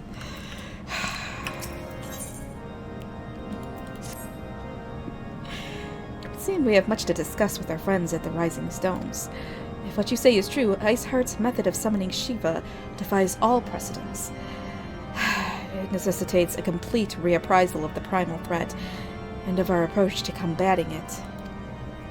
Moreover, there are grave ramifications if word of this incident reaches Imperial ears. The Garlean Empire believes that primals are an insufferable menace, that their mere existence is a threat to this very star. As such, they deem any action taken against the beast tribes to be justified by default. Imagine then if it became known that it was not only the beast tribes of Eorzea that could summon primals, but her civilized peoples as well. Any lingering objections to the Eorzean campaign would vanish overnight. Where before we had to contend with the single Imperial Legion, we could well find ourselves facing the combined might of all Garlemald. But I speak unadvisedly. Come, Rislin, it is better that we continue this conversation in Wardona. You be sincere. Yes, I said horse font. Okay, Orchefort. Orchefort. That's it. Orchefort. I'm gonna try, okay? I'm gonna really try and say it right. Okay. At least I can say Alphino right. Even though half of the ARR voice actors call him Alphanod.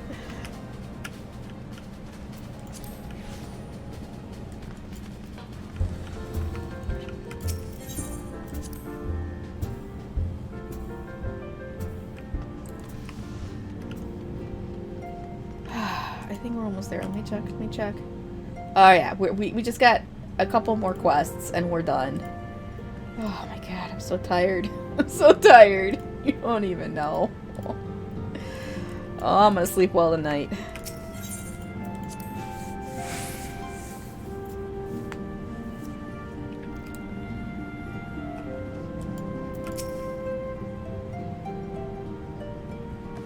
Words cannot well express how glad I am to see you return to us hale and whole. Needless to say, I am most eager to hear your account of that which occurred in Kurthis, assuming you're ready to speak of it. Excellent. I shall summon the others at once.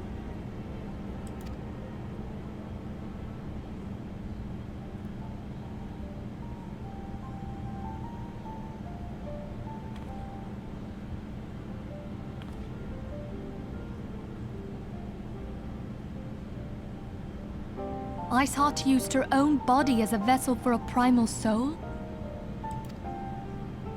Master Louisoir's writings make no mention of such a possibility. Can we be certain this entity was a primal? As certain as we can be that good King Mogulmog XII was a primal, I should think. Both were ostensibly summoned. Let's not quibble over definitions. Of more concern is the implication that Iceheart retained her will, even after she was possessed. We are talking about a mortal, wielding the power of a primal. It can't possibly be that easy, can it? There must be some sort of sacrifice required. Or maybe she's just special? What qualities this woman possesseth, I know not. But full sure am I that she was groomed for this role. Few are privy to the secrets of summoning, and but a single party standeth to profit from their dissemination. Oh ho, you mean the Butchians, huh? Well, I wouldn't presume to comment on how the lass came to know about summoning, but I will say that what she summoned was a primal. The readings were the same, or near as damn it. Strange as it all sounds, it's really no different from what you've faced before. Then mayhap it is time that we re-examined our previous encounters. Pack your things, Ida. We're going back to Gridania. Yes, sir.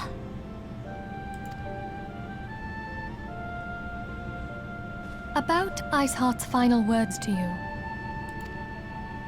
Hear, feel, think. Hydaelyn speaks to her as well.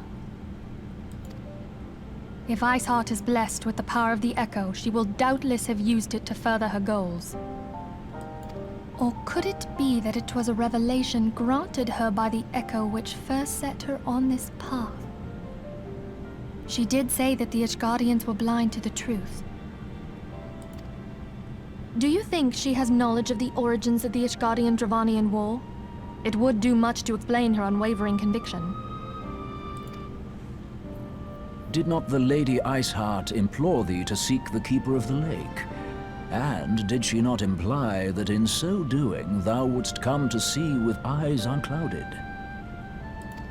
Midgard-Zoma was a king amongst kings who reigned for centuries on end.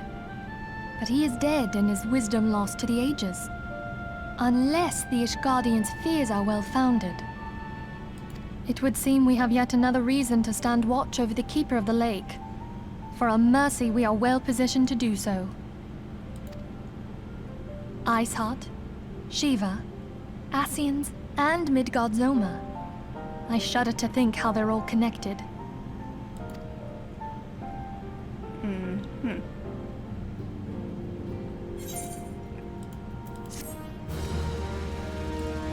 Huh.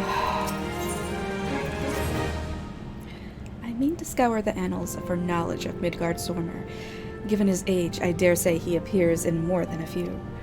Do you hear that? The commotion outside. Would you see if aught is amiss?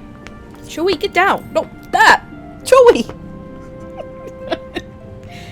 Oh, stupid cat. He's like, Mommy, it's dinner time. Come on, I'm hungry.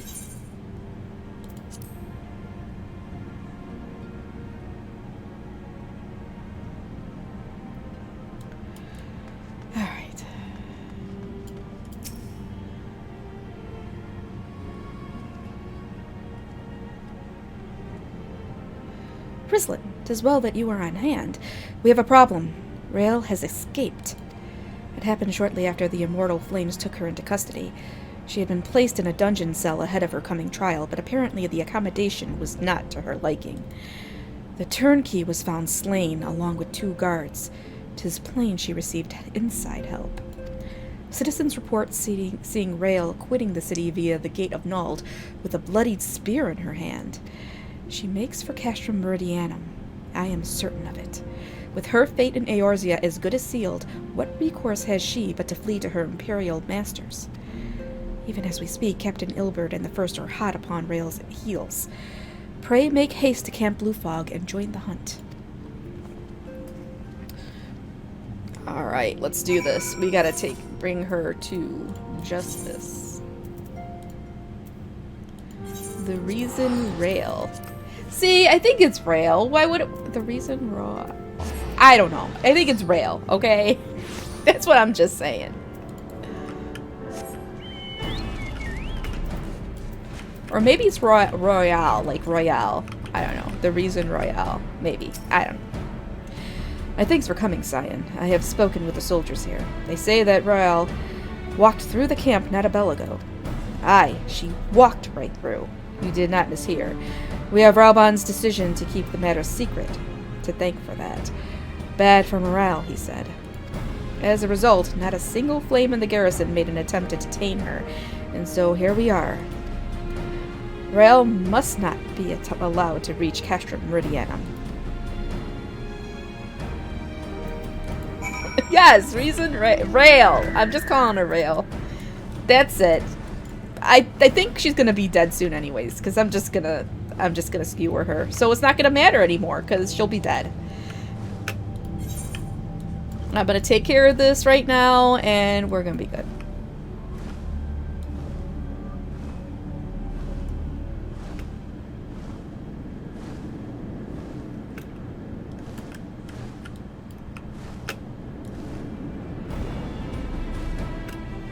Uh-oh.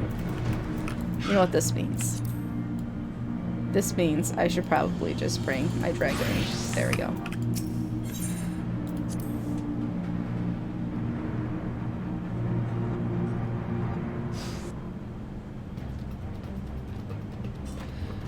The wretch was with Rael. He threw himself at us that his mistress might escape. She didn't blink when we cut him down, not even when he started screaming. No loyalty even to her own, the goddamned harpy. With me, Scion. We almost have her.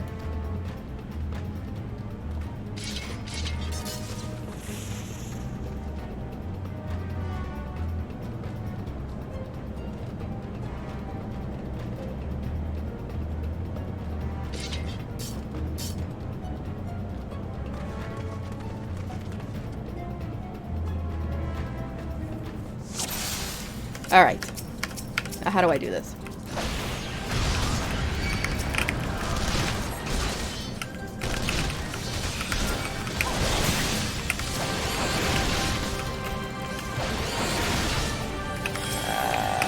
Do I get this done? Let's do this.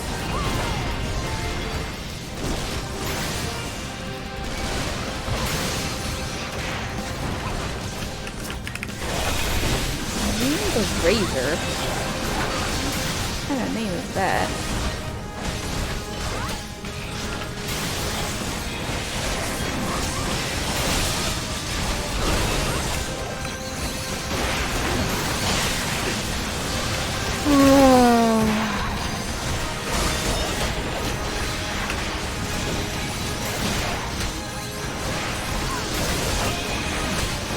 Should I be killing these other guys?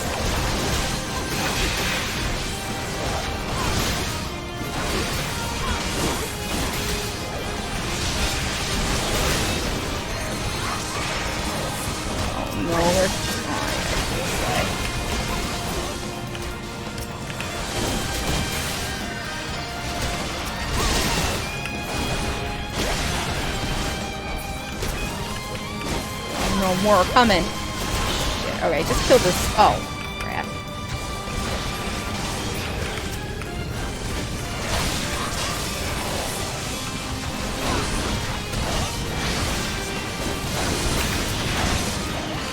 Why is she not dying? God damn it. Damn it, tab target. Come on.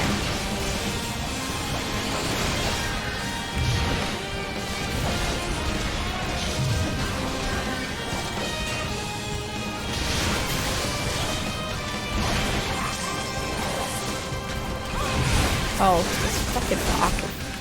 Gotta kill this guy.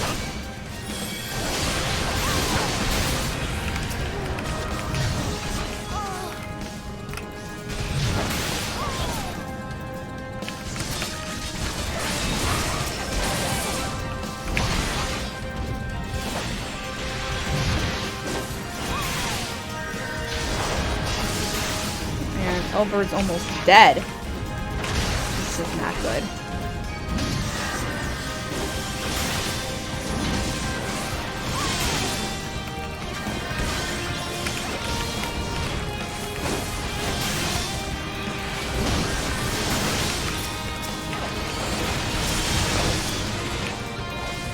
Did you Gary just show up? I think she just did.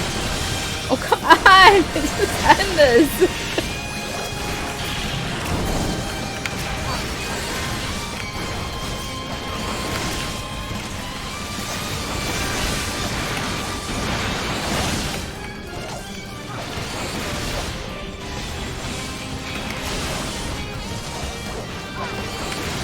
God.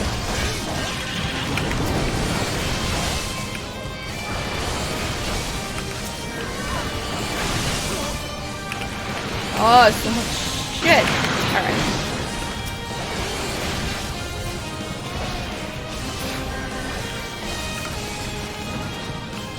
Okay, I don't know what the hell was going on, but we did it. We did it.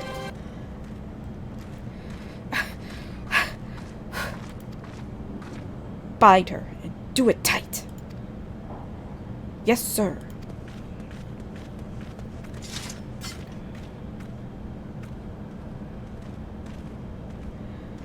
Good work, men.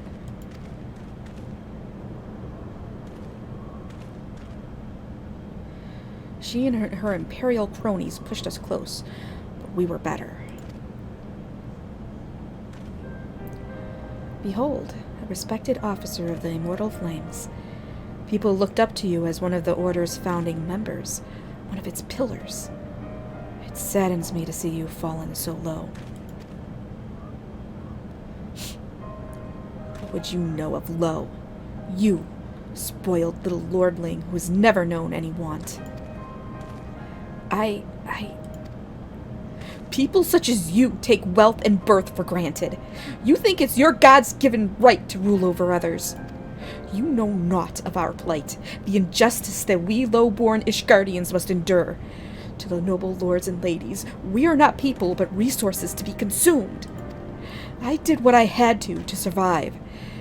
Stealing, killing, even whoring myself. It is no fault of mine if fools imagined me a paragon when I joined the Flames. To hear you tell it, one would think you the only person ever to have suffered. In case you have forgotten, Raubon himself was born into poverty, as was I. We lived hand to mouth, with little more than the shirts on our backs. Hunger was our constant companion. Yet never did we bemoan our lot in life, nor did we begrudge others their fortunes. We accepted the hand that we had been dealt, and played it to the best of our ability. Life was a battle, aye, but no matter what fate threw at us, we took it on the chin and came back for more. Everything we have, we fought for. How are we any different then? 'Tis true that we were born mercenaries of lowly birth. And 'tis true that we both had our fair share of struggles. But whereas I sold my sword, you, Marshal, you sold your comrades. If life has taught me one thing, it is that you never betray your own. I would sooner cut off my own arm than raise a hand against a friend. But enough talk. You will return to Ul'dah to face justice and the people whose trust you have dragged through the gutter.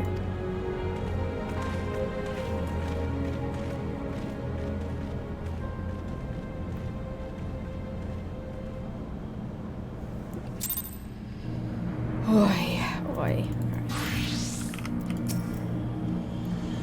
Not so much as a hint of remorse. 'Tis well that this sordid business is finally at an end. A friend's betrayal cuts deeper than steel. We must hope that we have chosen our allies more wisely than Reborn chose his. I don't know about the Yu Hase guy, though. He likes his coin I've a little too heard. much. Truly bothersome business. Uh-oh. Fucking Telegy at a Leggy. No, I do not foresee a problem on that front. The main concern is Reborn. There is no telling what the brute might do. Have the Blades watch him in the flames day and night. You may leave the Sultana to me. I shall personally attend her grace. I don't like the sound of that.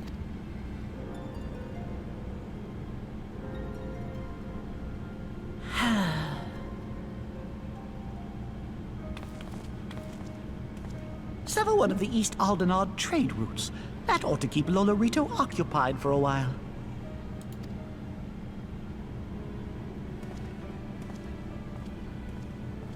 Nanamo Ulnamo. For my sake, pray be a good little Sultana to the last.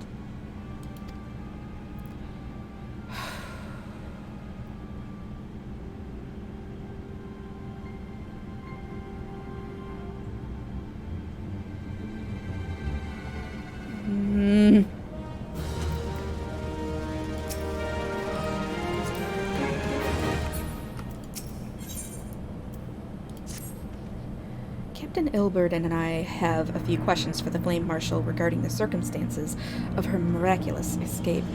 When we have completed our interrogation, we shall take our findings directly to General Reborn, and that shall be the end of it. Your work here is done, my friend. My thanks. Ah, but I have one last task for you. Return to the Rising Stones and apprise Minfilia of all that has happened.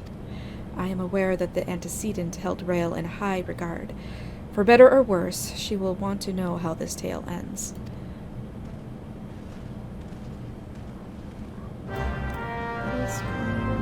Okay, good. This is the last quest. This is the last one, which is good because I gotta get dinner going. I gotta get that done. All right.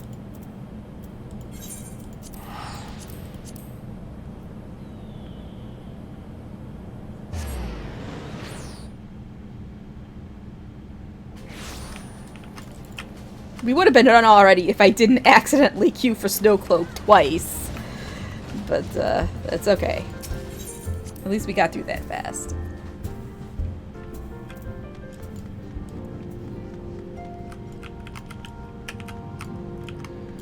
I'll talk to them later. We gotta finish this up. Believe me, that's not the first time that's happened. I haven't done it in a while, but when I first started playing, this shit happened all the time.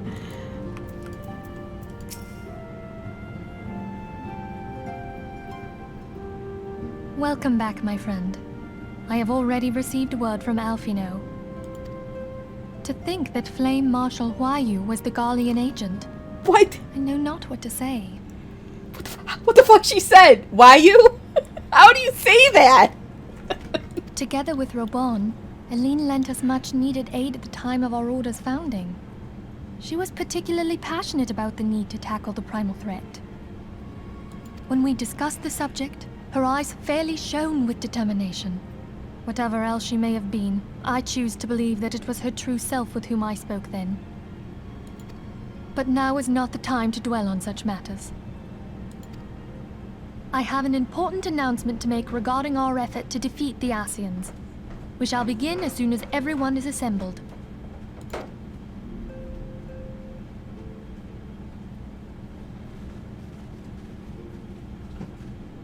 My thanks for coming, friends. Moenbryda, the floor is yours. By now, I'm sure you're all familiar with white auracite, the miraculous material that'll allow us to capture Ascian souls. Back at Snowcloak, we verified its ability to absorb vast amounts of ether. Alas, it leaves something to be desired in the area of stability. The stone can only store ether for a short while before expelling its contents. In addition to auracite's inherent limitations, we must needs be wary of our enemy's strength. Our foe draweth upon an infinite wellspring of power. Even should we succeed in entrapping him, The stone will not long contain his wrath. Meaning that, if we want to kill the swine, we'll have to be quick about it. 'Tis our belief that an Ascian soul may be permanently undone, if smitten by a sufficiently concentrated burst of pure ether. The only trouble is, we can't say for sure how concentrated the burst needs to be. Without knowing how much ether an Ascian soul is composed of, we're basically guessing. Our sole clue lieth in thy struggle with La Hebrea. During that encounter, Heidelin bid you forge what she called a Blade of Light, a weapon which took the form of a luminous stream of energy. Based on your description, we believe the blade with which you vanquished your foe was composed of ether. Admittedly, your victory proved ephemeral, as La Hebrea was able to use a crystal of darkness to flee into the space that lies between our world and the void. The fact remains, however, that Heidelin placed the means to destroy the Ascians in your hands. Be that as it may, it would be unwise to assume that she will do the same when we next encounter such a foe. Quite so, my lady. We must needs find the means to forge our own blade of ether, one to equal that which Heidelin did benevolently bestow upon her champion. That is all well and good, but it seems to me that producing such a blade will require a prodigious quantity of ether. Whence will it come, pray tell? Oh, what if we had 2 pieces of white orosite? One to trap the Ascian, and the other to store the ether for the blade. Oh, nice try. But it's as I said, the stone won't hold ether for any length of time. We'd still need to collect the stuff there and then, sorry to say.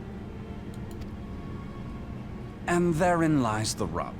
Finding a way to create the blade whenever and wherever we choose. 'Twould seem more research is in order. I'm going to linger a while, perform a few more tests on the orosite. And I could do with some help. Urianger, why don't you lend me a hand? Mine apologies, but I am required at the Waking Sands. Come on, Ariane J. Just, you know you want to. Lady Minfilia hath given me sole charge of the premises. 'Twould be unseemly to leave them unattended. Sole charge, you say? So you're basically alone there, then? Well, that settles it.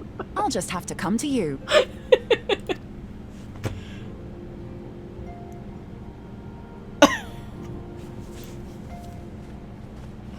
Oh boy. Oh boy. While you were afield, word arrived from the Sharlayan motherland.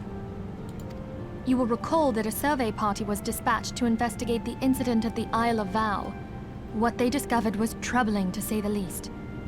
According to the report, the isle has been erased from existence. 'Twas as if a hole had been torn in the very fabric of reality. Aye, yet the mystery endeth not with the isle's disappearance. It hath come to light that a number of scholars in various other locales were reported missing at a similar juncture. Very, very suspicious. What's more, they all had something in common with the head of the students of Baldessian.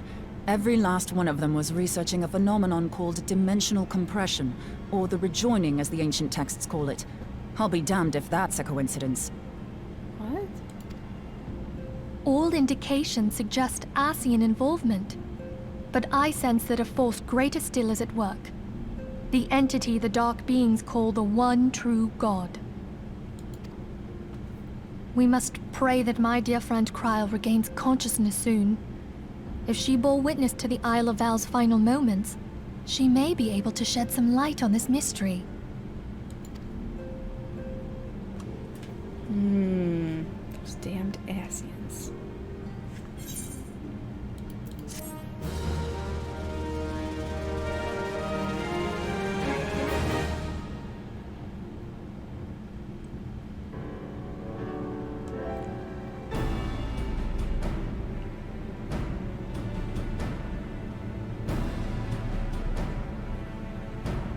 Following the calamity, the forces of the 14th Imperial Legion entrenched themselves in strategic locations across Eorzea. So swiftly did they accomplish this, it was suspected that they had received help. To think that it came from Huayu, my right hand. There is more. We have reason to believe that Huayu didn't deal exclusively with the 14th. She also answered to a higher authority in Garlemald. But this higher authority could not have been the Emperor. By consenting to the Media Project, Solus Zos Galvus showed himself to be more concerned about preventing the spread of primal influence than claiming Eorzea for the Empire. He would happily have seen the lot reduced to ash. We believe a number of high-ranking figures within the royal household were against the decision, but that they knew better than to oppose the Emperor openly. Of course, this didn't prevent them from making clandestine provisions, in which Huayu played a part. Alas, these provisions did not prevent Dalamud from falling, and the ensuing chaos changed the face of the realm forever. Yet Eorzea survived. To all intents and purposes, the Meteor Project had failed, and the Empire was left to rue its lack of a decisive means to eliminate the Primals. Until, that is, it stumbled upon the Ultima weapon. Even before the accursed thing was dug up, it seemed to me the 14th had the might to overwhelm our weakened armies. Yet they chose to hide behind their walls. Why? The Black Wolf was wary of making the denizens of Eorzea desperate, lest more primals emerge to bleed the land. The discovery of the Ultima weapon, however, emboldened him to resume his war of conquest in earnest. But there was one in Garlemald who believed that Van Belsar's actions were premature. One who stood higher in the Imperial Army's chain of command. He ordered the Legatus to halt his advance, only to find that the Black Wolf had slipped its leash, and that the 14th now acted alone. Interesting. In a bid to bring Van Belsar to heel, he used the agent he had planted in Ul'dah prior to the calamity to undermine the Legion's efforts. A man who outranks Van Belsar, yet opposed the late Emperor's decision to annihilate Eorzea. This could only be the former High Legatus of the Garlean army, now known as Emperor Varus Zos Galvus. So he was Huayu's true master. But one of several in actual fact. We've learned that even as Huayu served the Empire's interests, she sold Imperial secrets to a certain faction in Eorzea. In so doing, she helped to maintain the status quo, thus prolonging the conflict. Considering who stands to profit from war, it isn't hard to imagine who her other masters were. Aha! The Monitarists. Fucking Telegy Adelegy. 7 hells! You mean to say that she was a double agent? Triple, if you consider her services to Van Belsar and the new Emperor as separate. As neatly as these pieces seem to fit, one aspect of the puzzle remains unclear to me. By whose will was the Marshal feeding intelligence to the heretics? And try as I might, I fail to see how aiding their cause would profit either her Imperial or Monetarist masters. Could it be that another hand is at work here? If so, Huayu must be made to reveal whose it is.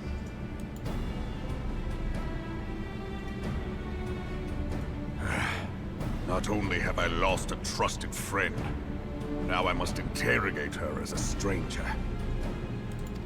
Not a pleasant task, I grant you, but a necessary one. Unless we weed out the ivy, root, stalk, and stem, it will simply grow back. I know that full well. Those closest to Huayu have already been detained, and I will question them alongside her. Oh, stupid phone. General, pray keep in mind that there may be unwitting abettors among them. All will be treated fairly. On that you have my word. Those who are innocent have no cause to fear. I would hope so. I would hope. Yeah, I want to hang him on the wall. You have ever been a friend of truth, General. I hope the unpleasant task of weeding out falsehood will not detain you too long. Though it be for the sake of Eorzea, doubting one's comrades is poison to the soul. And with that, I take my leave.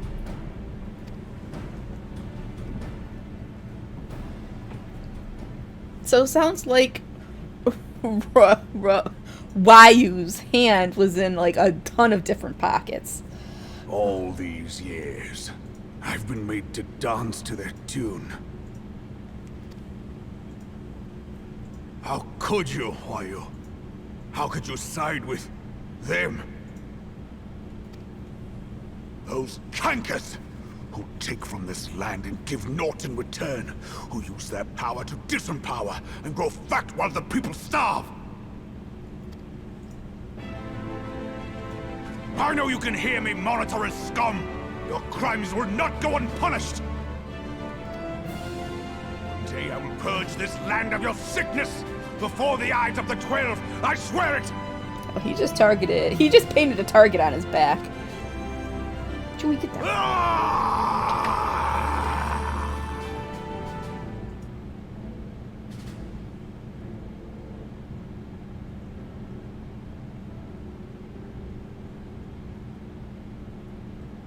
I shall have no further need of you this day. She has stuffed animals on her bed. So cute. Your Grace.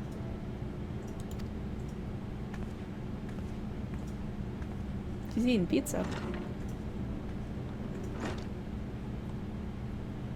I fear that not even mine own chambers shall remain private for long. Has the situation grown so grim?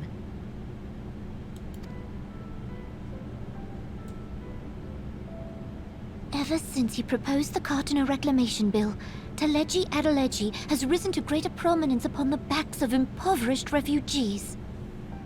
The monetarists were ever united in their pursuit of profit, but the man's actions have torn a rift in their ranks. They snap at each other as rabid dogs. Yet now is not the time to be bickering among ourselves. If this bickering is a threat to law and order, might you not have grounds to dissolve the Syndicate? Would that the solution were so simple, Admiral.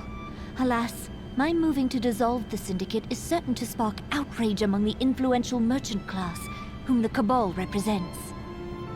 This would serve to exacerbate the current unrest, and peace would slip still further away. Be they rich or poor, natives or refugees, all who reside in Ul'dah have a right to pursue happiness. It is the duty of a ruler to protect this right. If I am to perform my duty, I must needs tread warily. It would not do to make enemies heedlessly.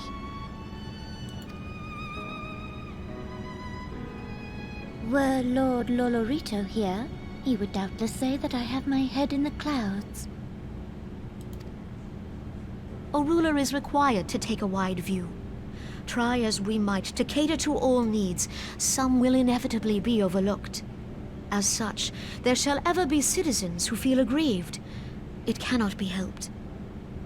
But as you have informed us, the monetarists take no view but their own. They hunger for power while the masses starve. In the absence of a common cause, it seems beyond any one individual to make Ul'dah whole. And the presence of a Garlean agent within the Immortal Flames only makes matters worse.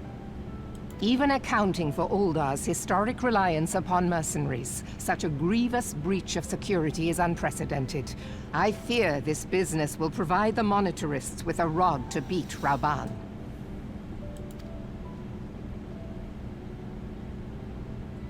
Eorzea can ill afford for the Immortal Flames to be dampened now.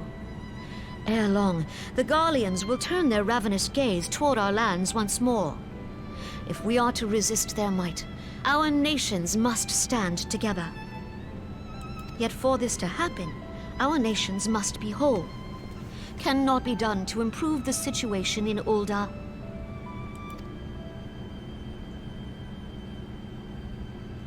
The true wealth of Uldar lies in the health, happiness, and hopes of her citizens. Alas, the citizens shall never know these things, so long as their lives are ruled by the ambitions of the few. The monetarists claim to represent the best interests of the people, but in sooth they desire only to manipulate them for their own selfish ends. For the government to serve the people, it must be formed of the people. For Uldar to move forward, it is not only the Syndicate that must be dissolved. Oh, huh. Nay, you jest.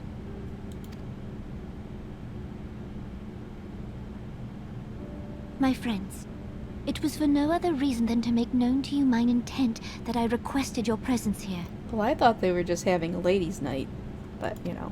When I make my declaration to the people, chaos shall inevitably ensue. As the last monarch in the line of Ul, I make unto you this request. Help Reborn to preserve order and protect the people. Forsake them, and you forsake yourselves. For a strong Eorzea will ever have need of a strong Uldar. I don't know. I don't know if this is a Your good idea. Grace, are you certain of this? There is no other way. When the time is ripe, the nation shall become a true republic. Both royalists and monetarists shall cease to be.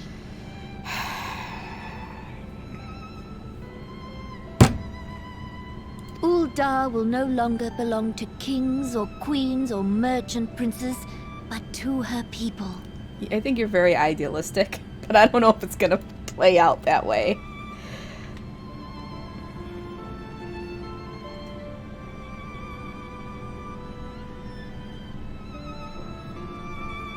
Reborn, forgive me for casting aside all that you have toiled for in my name. Beyond this gesture, I am powerless to help my subjects.